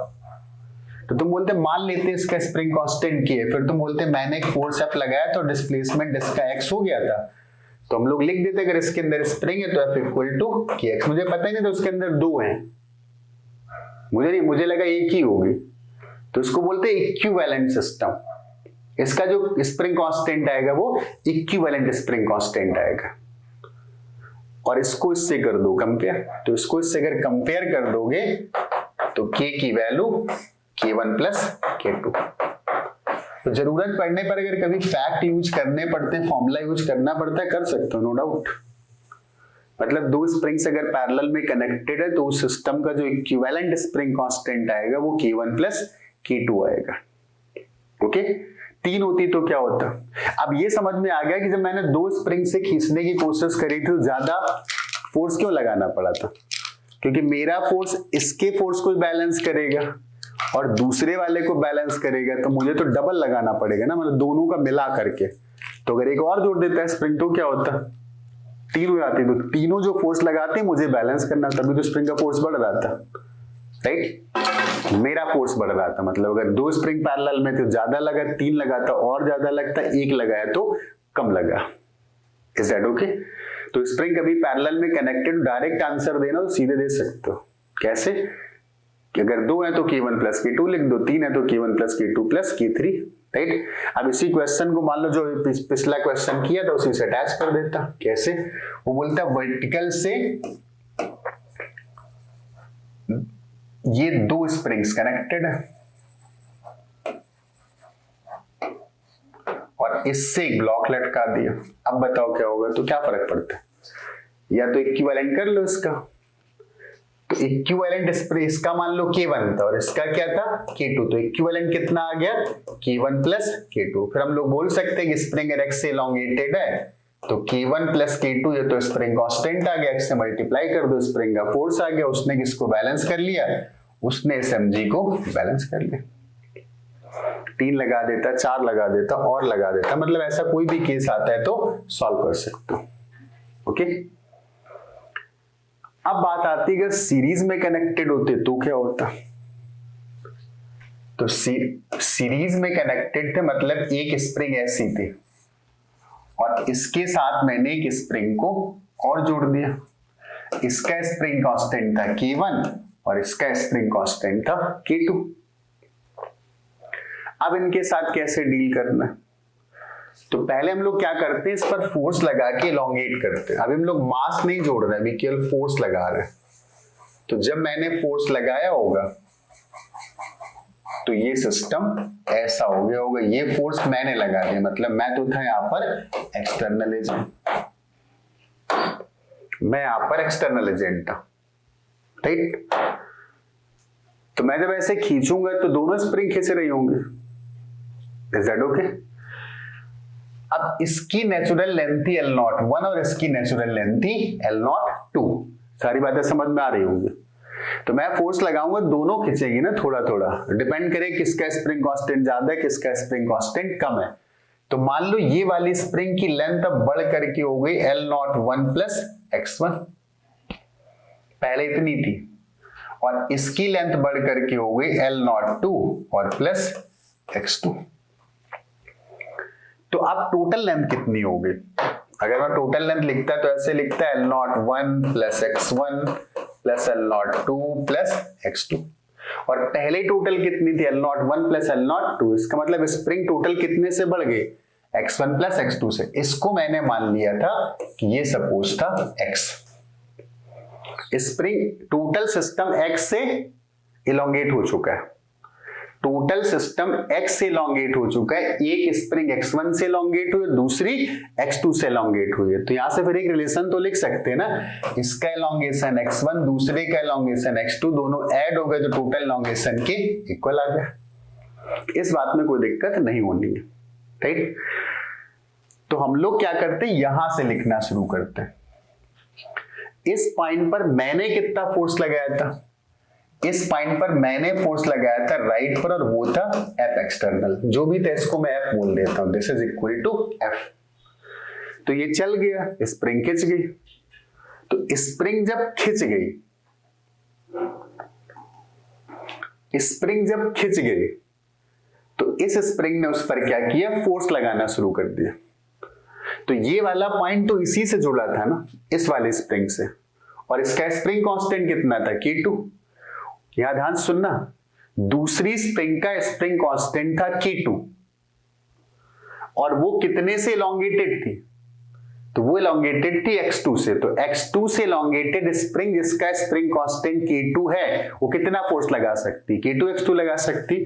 तो इस पॉइंट पर स्प्रिंग ने एक फोर्स दे दिया होगा कितना, k2 x2। हमें x2 तो पता नहीं, लेकिन मैं इतना बोल सकता हूं कि पीछे की तरफ इस पर जो कांटेक्ट में वही तो फोर्स लगाया गया, तो फील्ड लगाएंगे, यहाँ पर कोई फील्ड की बात तो हो नहीं रही, तो इस पॉइंट के कांटेक्ट में ये स्प्रिंग थी, उसने फोर्स लगा दिया और ये था मासलेस, तो दोनों कैसे हो गए, बराबर हो गए। कितनी बात क्लियर हो गई, राइट।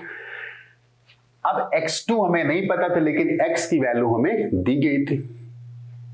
जैसे मैंने पहला तरीका बताया उसे सोचना, उसे डायरेक्ट आंसर भी आ सकता है रेशियो से, लेकिन थोड़ी बुद्धि लगानी पड़ती है वहां पर, राइट।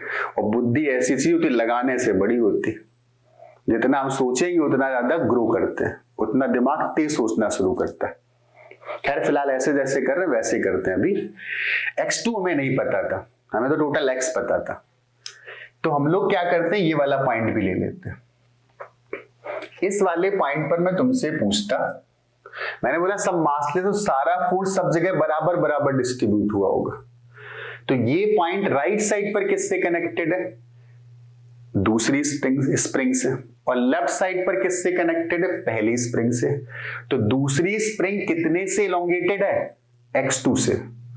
तो दूसरी अगर x2 से एलोंगेटेड है तो वो तो ऐसे सिकुड़ने की कोशिश करेगी ना, मतलब ये वाली स्प्रिंग इस पॉइंट को ऐसे खींच रही होगी, तो कितने से खींच सकती है, स्प्रिंग कांस्टेंट है k2 और इसकी एलोंगेशन जो आ चुकी है वो x2 के इक्वल आ चुकी है। अगर खींचोगे तो सिकुड़ने की कोशिश करेगी, उतना फोर्स लगाएगी। इस वाले की बात करते हैं, क्या ये भी एलोंगेटेड है, भी तो खींच चुकी है, और इसके अंदर भी इलास्टिक प्रॉपर्टी, ये भी सिकुड़ने की कोशिश करेगी, तो जब सिकुड़ने की कोशिश करेगी तो इस पॉइंट को ऐसे खींचेगी, तो इस पॉइंट को ऐसे खींचे, कितने से खींचेगी, k1 x1 से खींचेगी।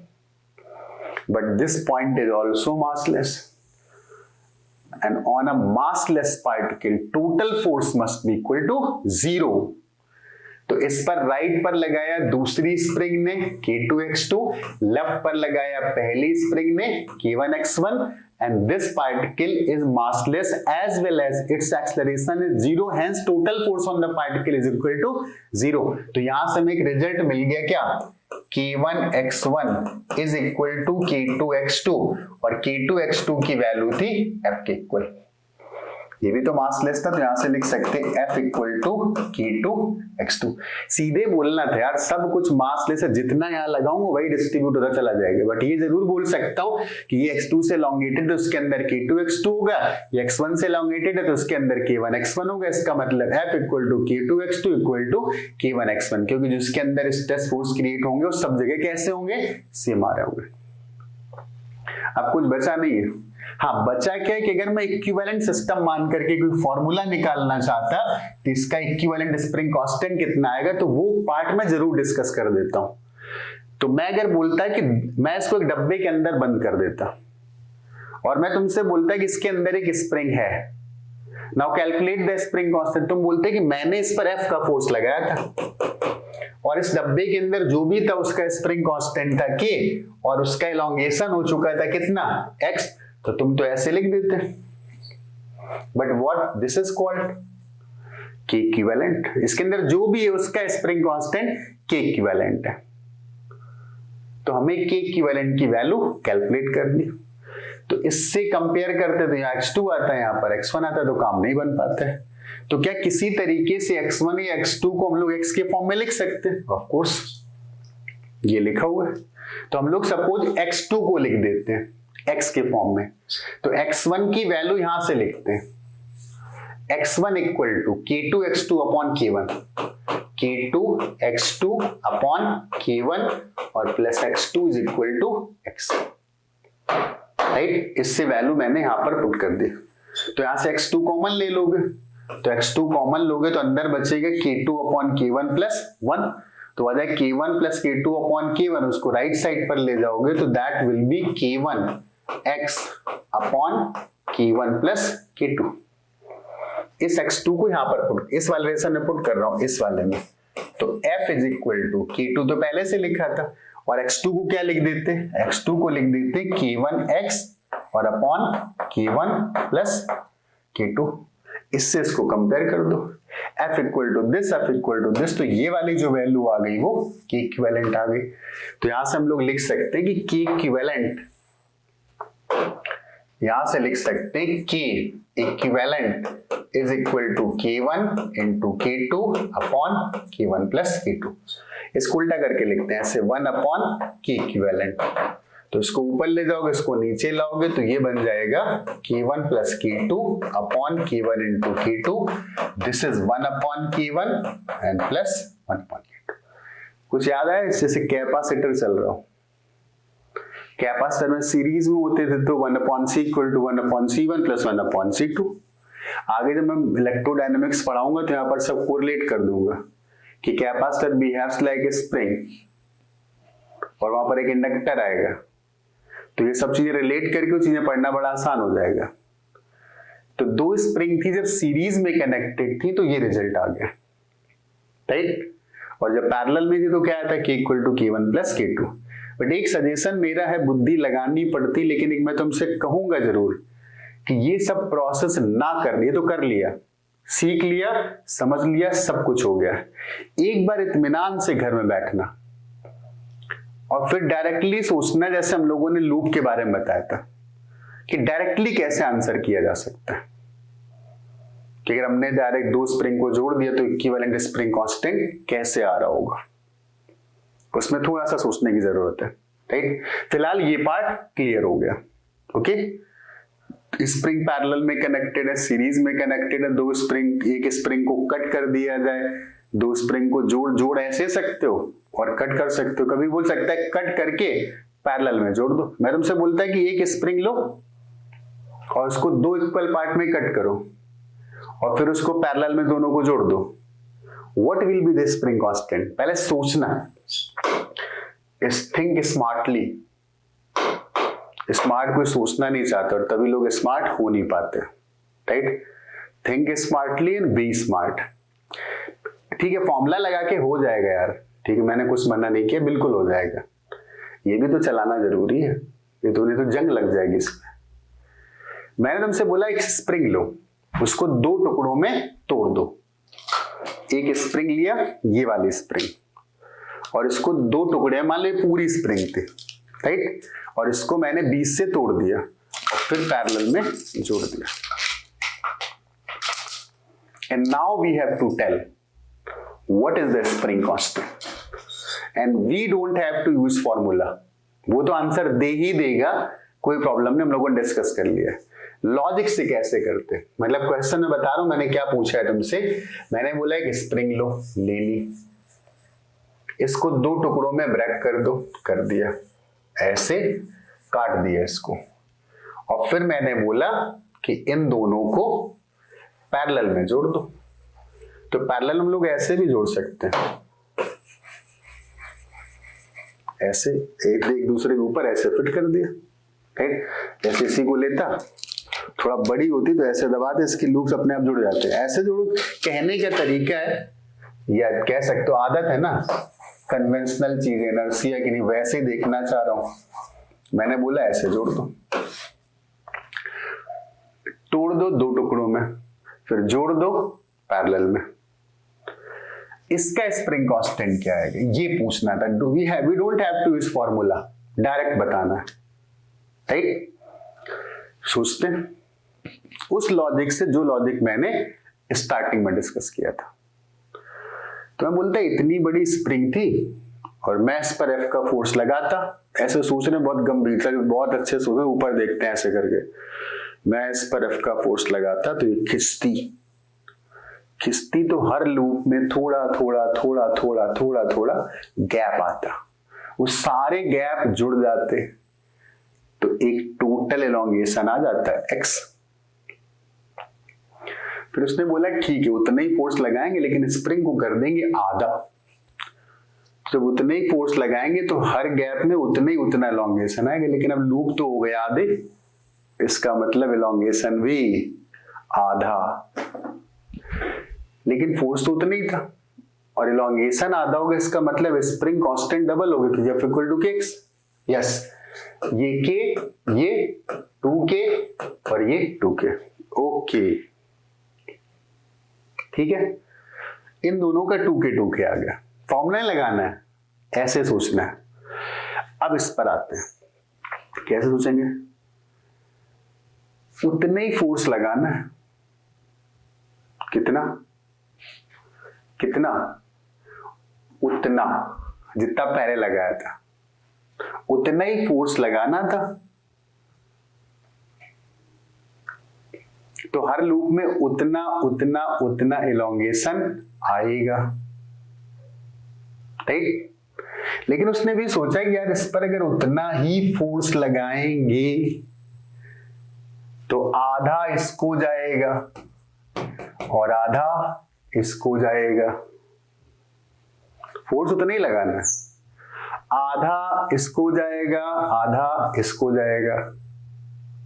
तो आधा फोर्स अगर जाएगा, और स्प्रिंग वही वाली थी, ये वाली 2k वाली, मैंने बोला सोचना पड़ेगा यार, ना सोचना छोड़ देना, यहाँ पे थोड़ा देर फॉरवर्ड करके देख लेना, आकर के सोच लोगे तो तेरा फायदा, नहीं सोचोगे तो तेरा घाटा। और दोनों बातों में मेरा कुछ नहीं जाता, राइट? मैंने सोचा कि मैंने उतने ही फोर्स लगाया, F, इस पर आधा गया और इस पर आधा गया। तो अगर इस पर आधा गया तो लूप में भी आधा आधा गैप बड़ा हो गया, तब पहले बढ़ा उतना नहीं बढ़ेगा, तो लूप में आधा आधा बढ़ा होगा, इसमें इतना बड़ा होगा, जितना पहले बढ़ रहा था उसका आधा बढ़ रहा होगा यहां पर, राइट?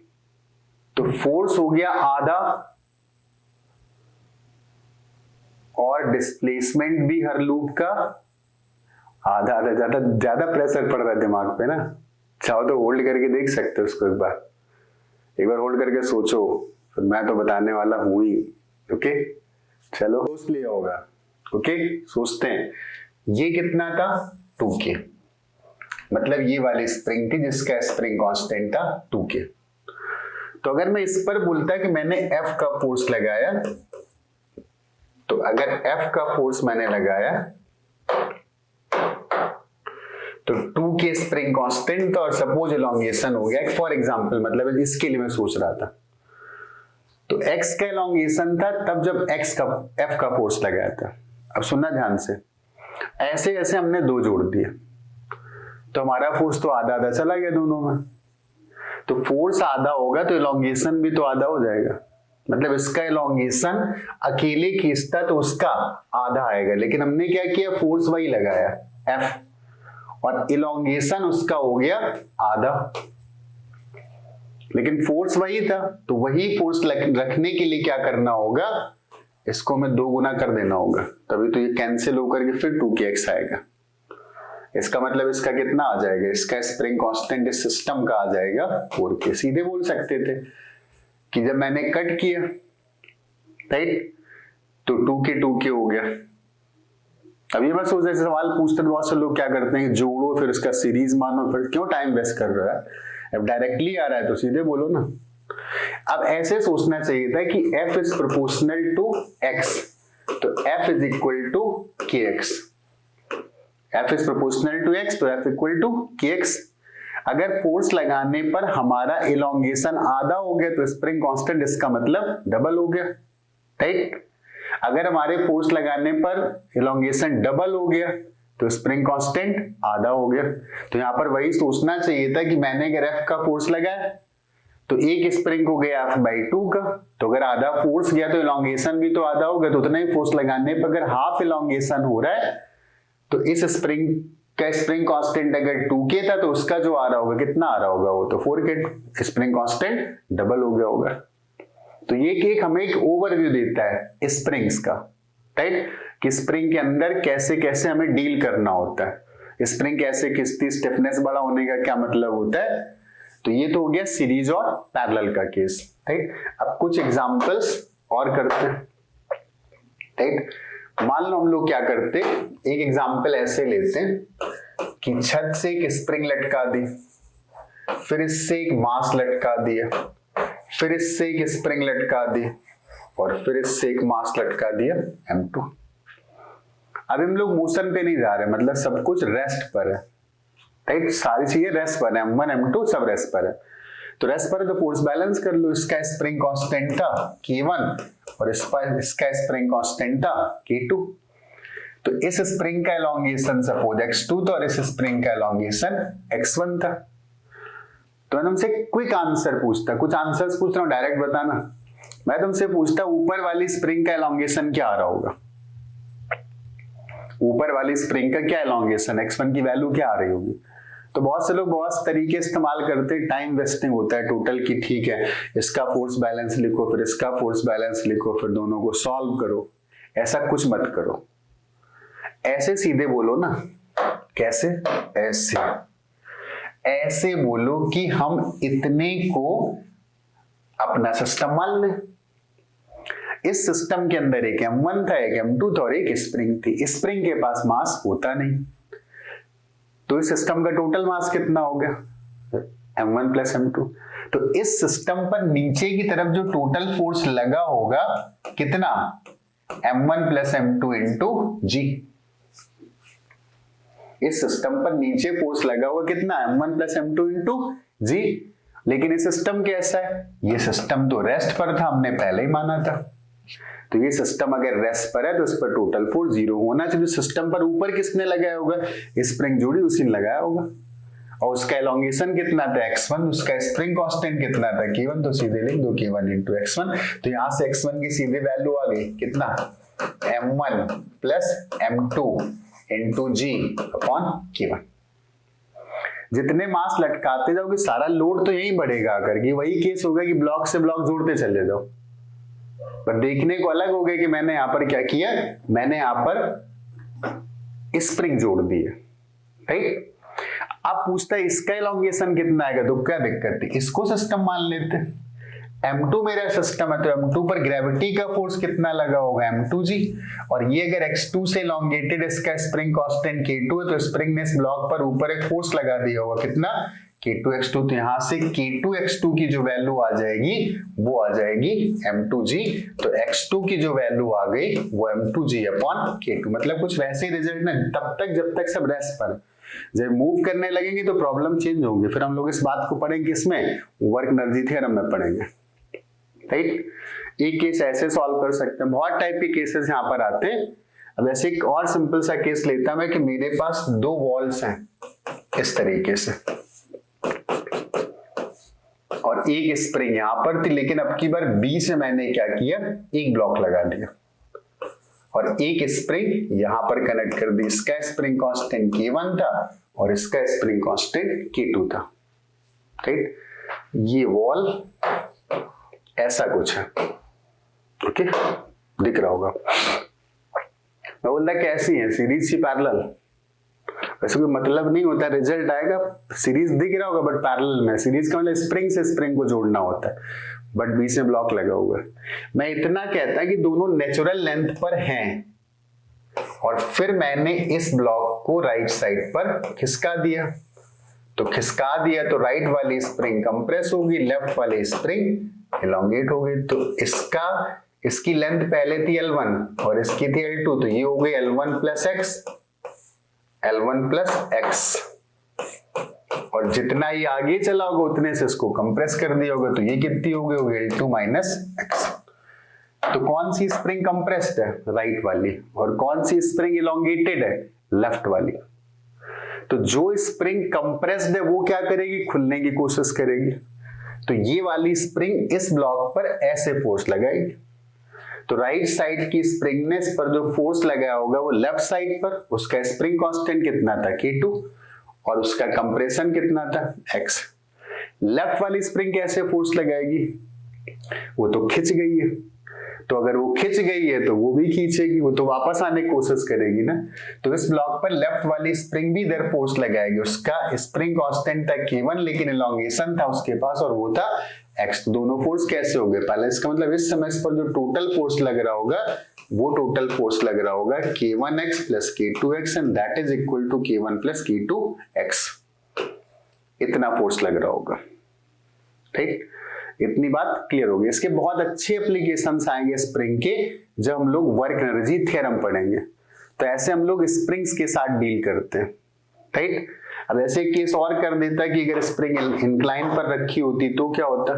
फॉर एग्जाम्पल हमसे बोलता है कि एक इंक्लाइन प्लेन है और इंक्लिनेशन एंगल थीटा, और यहां पर एक स्प्रिंग थी ऐसे, और इस पर एक ब्लॉक रख दिया। अभी ये स्मूथ है, ये सरफेस कैसा है, स्मूथ है, और इस स्प्रिंग की जो नेचुरल लेंथ है उसको मैंने मान लिया L0 के इक्वल मान लिया। तो उसने बोला कि यहां पर इंक्लाइन पर एक ब्लॉक रख दो और फिर बताओ कि क्या सिचुएशन आएगी। तो इंक्लाइन पर अगर ब्लॉक रखते हैं तो ब्लॉक अपनी ग्रेविटी, अगर मान लो यहां पर हम लोगों ने एक ब्लॉक छोड़ दिया होता तो वो नीचे जाता, तो ग्रेविटी का जो फोर्स लगता वो इससे कंप्रेस करता, तो कहीं ना कहीं जाकर के इक्विलिब्रियम आती। तो जहां पर इक्विलिब्रियम आती मैं वो सिचुएशन बना लेता हूं कि स्प्रिंग तो अब कंप्रेस हो चुकी होगी और ये ब्लॉक इस स्प्रिंग के कांटेक्ट में था और ये ब्लॉक आ गया रेस्ट पर।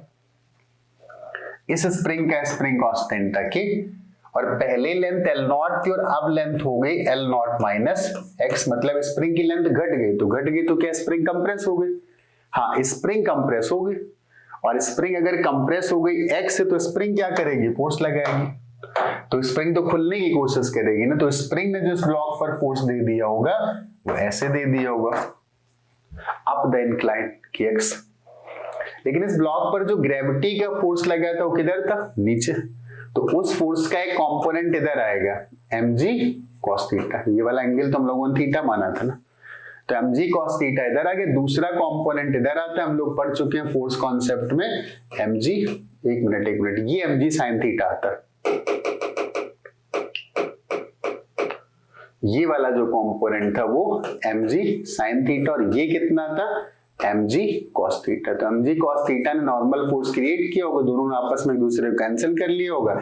इस डायरेक्शन में भी ब्लॉक रेस्ट पर है, तो स्प्रिंग का फोर्स इस वाले फोर्स को बैलेंस कर लेगा। तो यहां से जो kx की वैल्यू आ गई वो kx की वैल्यू आ गई mg sin थीटा, तो x की वैल्यू आ गई mg sin theta upon k, right. तो ऐसे बहुत सारे एग्जांपल्स हो सकते हैं, राइट। फॉर एग्जांपल हम लोग एक केस और करते, सपोज हम लोग पुली का केस सॉल्व करते और पुली में स्प्रिंग लगाने की कोशिश करते। तो हम लोगों के पास ये पुली है ऐसे, और इस साइड पर हम लोगों ने क्या किया, एक स्प्रिंग लगा दी ऐसे करके, और इस साइड पर रस्सी से क्या किया, एक ब्लॉक कनेक्ट कर दिया, और ये इक्विलिब्रियम पोजीशन है, मतलब सब कुछ रेस्ट पर है। तो पुली जब रोटेट नहीं करती, स्मूथ होती, तो रस्सी के दोनों साइड पर टेंशन सेम होता है। मैं पूछता है कि इसका कितना एलोंगेशन आएगा, तो ग्रेविटी का फोर्स इस मास पर नीचे लगा कितना, mg, रस्सी में एक टेंशन प्रोड्यूस हुआ, तो वो टेंशन इस पर ऊपर लगेगा T, और वो टेंशन पूरी रस्सी में सेम होगा। तो रस्सी का टेंशन अगर T है तो यहाँ पर स्प्रिंग पर उसने T का फोर्स ऊपर लगा दिया होगा। लेकिन स्प्रिंग के फोर्स की वजह से स्प्रिंग एलोंगेट हो चुकी होगी, तो उसकी जो टोटल लेंथ है वो x से बढ़ चुकी है, मतलब स्प्रिंग का एलोंगेशन kx है, सॉरी x। तो स्प्रिंग अगर x से एलोंगेटेड है तो वो क्या करेगी, वो सिकुड़ने की कोशिश करेगी, और यहाँ इस वाले पॉइंट पर एक नीचे फोर्स लगा देगी कितना, kx। तो ये पॉइंट कैसा था, रस्सी भी मासलेस होती है। हम लोग जो अपने सिलेबस में स्प्रिंग्स पढ़ते हैं, जब तक ना बोला जाए तब तक वो मासलेस है, तो स्प्रिंग हो जब तक ना बताए तब तक वो मासलेस, और मासलेस बॉडी की किसी भी पॉइंट पर टोटल फोर्स कितना होगा, 0। तो इस पॉइंट पर ऊपर कितना लगा, T, और नीचे कितना लगा, kx, दोनों बैलेंस कर दो। ये ब्लॉक भी रेस्ट पर था, ऊपर कितना लगा T और नीचे कितना लगा mg, तो T की वैल्यू kx भी और T की वैल्यू mg भी, इसका मतलब kx की वैल्यू mg के इक्वल आ गई, और अगर mg के इक्वल आ गई तो x की वैल्यू mg अपॉन k के इक्वल आ गई।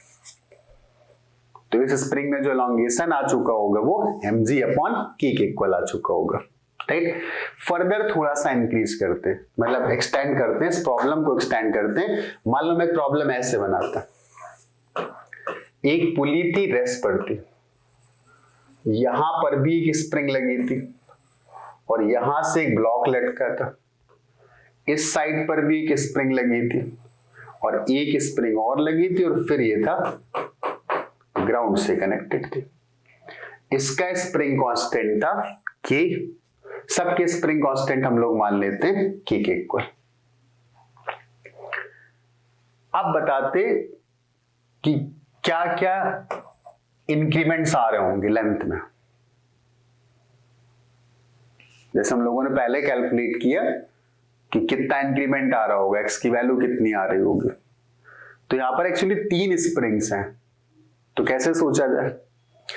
इस ब्लॉक पर ग्रेविटी का फोर्स लगा होगा नीचे, कितना mg। अब ये रेस्ट पर होगा तो इसका मतलब किसी न किसी ने इस पर फोर्स और लगा, लगाने वाला बचा कौन, केवल स्प्रिंग बची। तो इस स्प्रिंग ने कोई ना कोई फोर्स लगाया होगा इस पर, तो एलोंगेशन पता होगा तो स्प्रिंग का फोर्स ही पता चलेगा। लेकिन पहले एक चीज और देखते हैं, स्प्रिंग का एलोंगेशन सपोज x था, तो इस ब्लॉक पर स्प्रिंग ने ऊपर की तरफ kx का फोर्स लगा दिया। फिर हम लोगों ने एक चीज और सीखी थी, क्या हम लोगों ने सीखा था कि हर जगह पर फोर्स बराबर बराबर बटेगा, मतलब बराबर बराबर ही रहेगा, सब जगह डिस्ट्रीब्यूट होगा बराबर, डिस्ट्रीब्यूट बटेगा, मतलब हर जगह वही फोर्स रहेगा। तो अगर यहां पर इसने kx लगाया तो फिर यहां पर भी इसने kx से सिकुड़ने की कोशिश करी होगी, और यहां थी रस्सी, तो रस्सी के पास एक टेंशन रहा होगा, ठीक। तो ये बात हमें पता चल गई कि mg की वैल्यू kx के इक्वल है, और यहां से पता चला कि स्प्रिंग ने स्पाइन पर kx लगा और रस्सी ने ऊपर लगा दिया, ठीक। और फिर हमें पता था कि यही डिस्ट्रीब्यूट करते करते यहां पर पहुंच जाएगा। तो यहां पर भी एक टी का फोर्स ऊपर लगा होगा, रस्सी का टेंशन तो नहीं बदलना चाहिए, तो यहां पर भी टी का फोर्स लगा होगा, और टी का फोर्स लगा होगा, इसका भी स्प्रिंग कांस्टेंट की, इसका मतलब इसको भी कितने से एलोंगेट होना पड़ेगा, x से, क्योंकि t की वैल्यू तो ऑलरेडी kx के इक्वल थी, और इस t को अगर बैलेंस करना है तो नीचे कितना लगना चाहिए, kx लगना चाहिए, और k तो इसका स्प्रिंग कांस्टेंट पहले से ही था, इसका मतलब है कितने से एलोंगेटेड है, x से। तो यहां पर इस स्प्रिंग का फोर्स होना चाहिए kx, तो इसको x से एलोंगेट होना पड़ेगा, और यहां पर kx होगा तो इस पॉइंट पर भी स्प्रिंग ने कितना लगाया होगा, kx, तो यहां पर भी वही फोर्स आ गया होगा kx, तो उसके पास भी कितना फोर्स आएगा kx, इसका मतलब ये भी कितने से एलोंगेटेड होगी, x से एलोंगेटेड होगी। तो kx is equal to t is equal to mg, then x is equal to mg upon k। इसका मतलब इस केस में सारी स्प्रिंग्स का एलोंगेशन सेम आ रहा होगा। हाँ, एक सवाल में पूछता कि जब इस सिस्टम, मान लो क्वेश्चन ऐसे फ्रेम करता कि जब ये सिस्टम जोड़ा गया था तो सारी स्प्रिंग्स अपनी नेचुरल लेंथ पर थी और पुली फिक्स थी, ये तब था जब सब नेचुरल लेंथ पर थी, फिर इसको छोड़ दिया गया, तो छोड़ दिया गया होगा तो ब्लॉक चला गया होगा नीचे। तो सवाल ये था कि कितना चलने के बाद ये इक्विलिब्रियम पोजीशन पर पहुंच जाएगा, तो ये तो नेचुरल लेंथ की कंडीशन है, और हर स्प्रिंग को कितने से एलोंगेट होना है, x से। तो यहां से स्प्रिंग x से बड़ी तो ब्लॉक x से नीचे आ गया, फिर ये स्प्रिंग x से बड़ी तो ब्लॉक x से और नीचे आ गया, फिर ये स्प्रिंग x से बड़ी तो ब्लॉक x से और नीचे आ गया। इसका मतलब इस ब्लॉक ने कितना चल दिया होगा, 3x। अगर बोलता है इक्विलिब्रियम पोजीशन से स्टार्ट करना तो बोल सकता था ब्लॉक कितना नीचे चलने के बाद इक्विलिब्रियम पर आएगा। कॉन्सेप्ट वही, बदल बदल के बहुत सारे क्वेश्चन सॉल्व होते रहेंगे, but concept is same, right. हाँ, और थोड़ा एक्सटेंड करना है तो और क्या कर सकते हैं, अगर और एक्सटेंड करना है तो हम लोग ऐसे बोल सकते हैं, स्प्रिंग कांस्टेंट बदल दो। तो चलो एक प्रॉब्लम और सॉल्व करते हैं, राइट। कोशिश करना कि तुमसे खुद से ही सॉल्व हो जाए। ये पुली थी, एक स्प्रिंग यहां पर कनेक्टेड थी, एक स्प्रिंग यहां पर कनेक्टेड थी, और ये ग्राउंड से कनेक्टेड था, एक स्प्रिंग यहां पर थी और इससे एक ब्लॉक कनेक्टेड था। अब की बार इसका स्प्रिंग कांस्टेंट के था और इसका था 2k और इसका भी था 2k। अब हमको बताना है क्या होगा। क्विक शुरू करते, कुछ डिफिकल्ट नहीं है। मैंने बोला कॉन्सेप्ट क्लियर, मतलब सब कुछ एक ही तरीके से यूज किया जाता है। इस ब्लॉक पर ग्रेविटी का फोर्स किधर लगा होगा, मान लेता हूं जब सब कुछ रेस्ट पर आ गया, चलने वलने के बाद इक्विलिब्रियम आ गई, तब हम लोग देख रहे हैं। तो ग्रेविटी का फोर्स कितना लगा, mg। तो इसको इस स्प्रिंग ने बैलेंस किया होगा, तो स्प्रिंग ने ऊपर फोर्स लगाया होगा कितना, kx। इसका मतलब इस स्प्रिंग का एलोंगेशन रहा होगा x। फिर जितना स्प्रिंग ने यहाँ पर kx नीचे लगेगा उतना ही टेंशन रहा होगा, तो वो टेंशन यहाँ चला गया होगा, तो इस पर ऊपर कितना लग गया होगा kx, तो नीचे भी कितना लगना होगा kx। ये पॉइंट तो मासलेस और मासलेस पॉइंट है, इसका मतलब टोटल फोर्स 0 होगा। लेकिन अगर स्प्रिंग कांस्टेंट 2k है और हमें kx का फोर्स चाहिए, तो पक्की सी बात है कि इसका एलोंगेशन कितना होना चाहिए x/2, क्योंकि तब k और a इसको मल्टीप्लाई करोगे तभी तो kx आएगा। तो उसने भी कितना लगा दिया, kx का फोर्स नीचे लगा दिया, लेकिन एलोंगेशन कितना था x/2। फिर वही kx यहाँ पर पहुंचेगा तो उसके पास भी कितना फोर्स होगा, kx का फोर्स होगा। हमें फोर्स कितना चाहिए kx का, तो स्प्रिंग का एलोंगेशन तो 2k था, तो कितना, सॉरी स्प्रिंग कांस्टेंट है 2k, तो कितना एलोंगेशन होना चाहिए, x/2 होना चाहिए। इसका मतलब ये x से एलोंगेटेड है, ये x/2 से एलोंगेटेड और ये x/2 से एलोंगेटेड है। अब अगर वही क्वेश्चन में पूछता कि पहले सारी स्प्रिंग अपनी नेचुरल लेंथ पर थी, सारी स्प्रिंग अपनी नेचुरल लेंथ पर थी और फिर ब्लॉक को हमने छोड़ दिया, तो जब हमने ब्लॉक को छोड़ दिया तो इन स्प्रिंग्स में आने लगे एलोंगेशंस, और जब इन स्प्रिंग्स में एलोंगेशंस आने लगे तो ब्लॉक ने नीचे कितना मूव कर लिया होगा ये बताना इक्विलिब्रियम तक पहुंचने तक।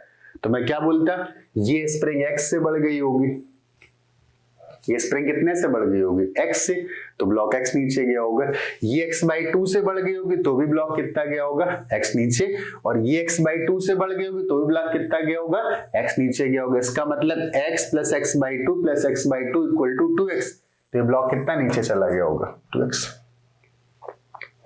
तो एक टाइप के इस टाइप के क्वेश्चन हम लोग स्कूल में लाकर के स्प्रिंग को सीखना होता है, पहले सीखा फिर इंप्लीमेंट किया। कुछ भी पूछता रहे, हमें तो उन्हीं बेसिक कॉन्सेप्ट्स का यूज करना है ना, राइट।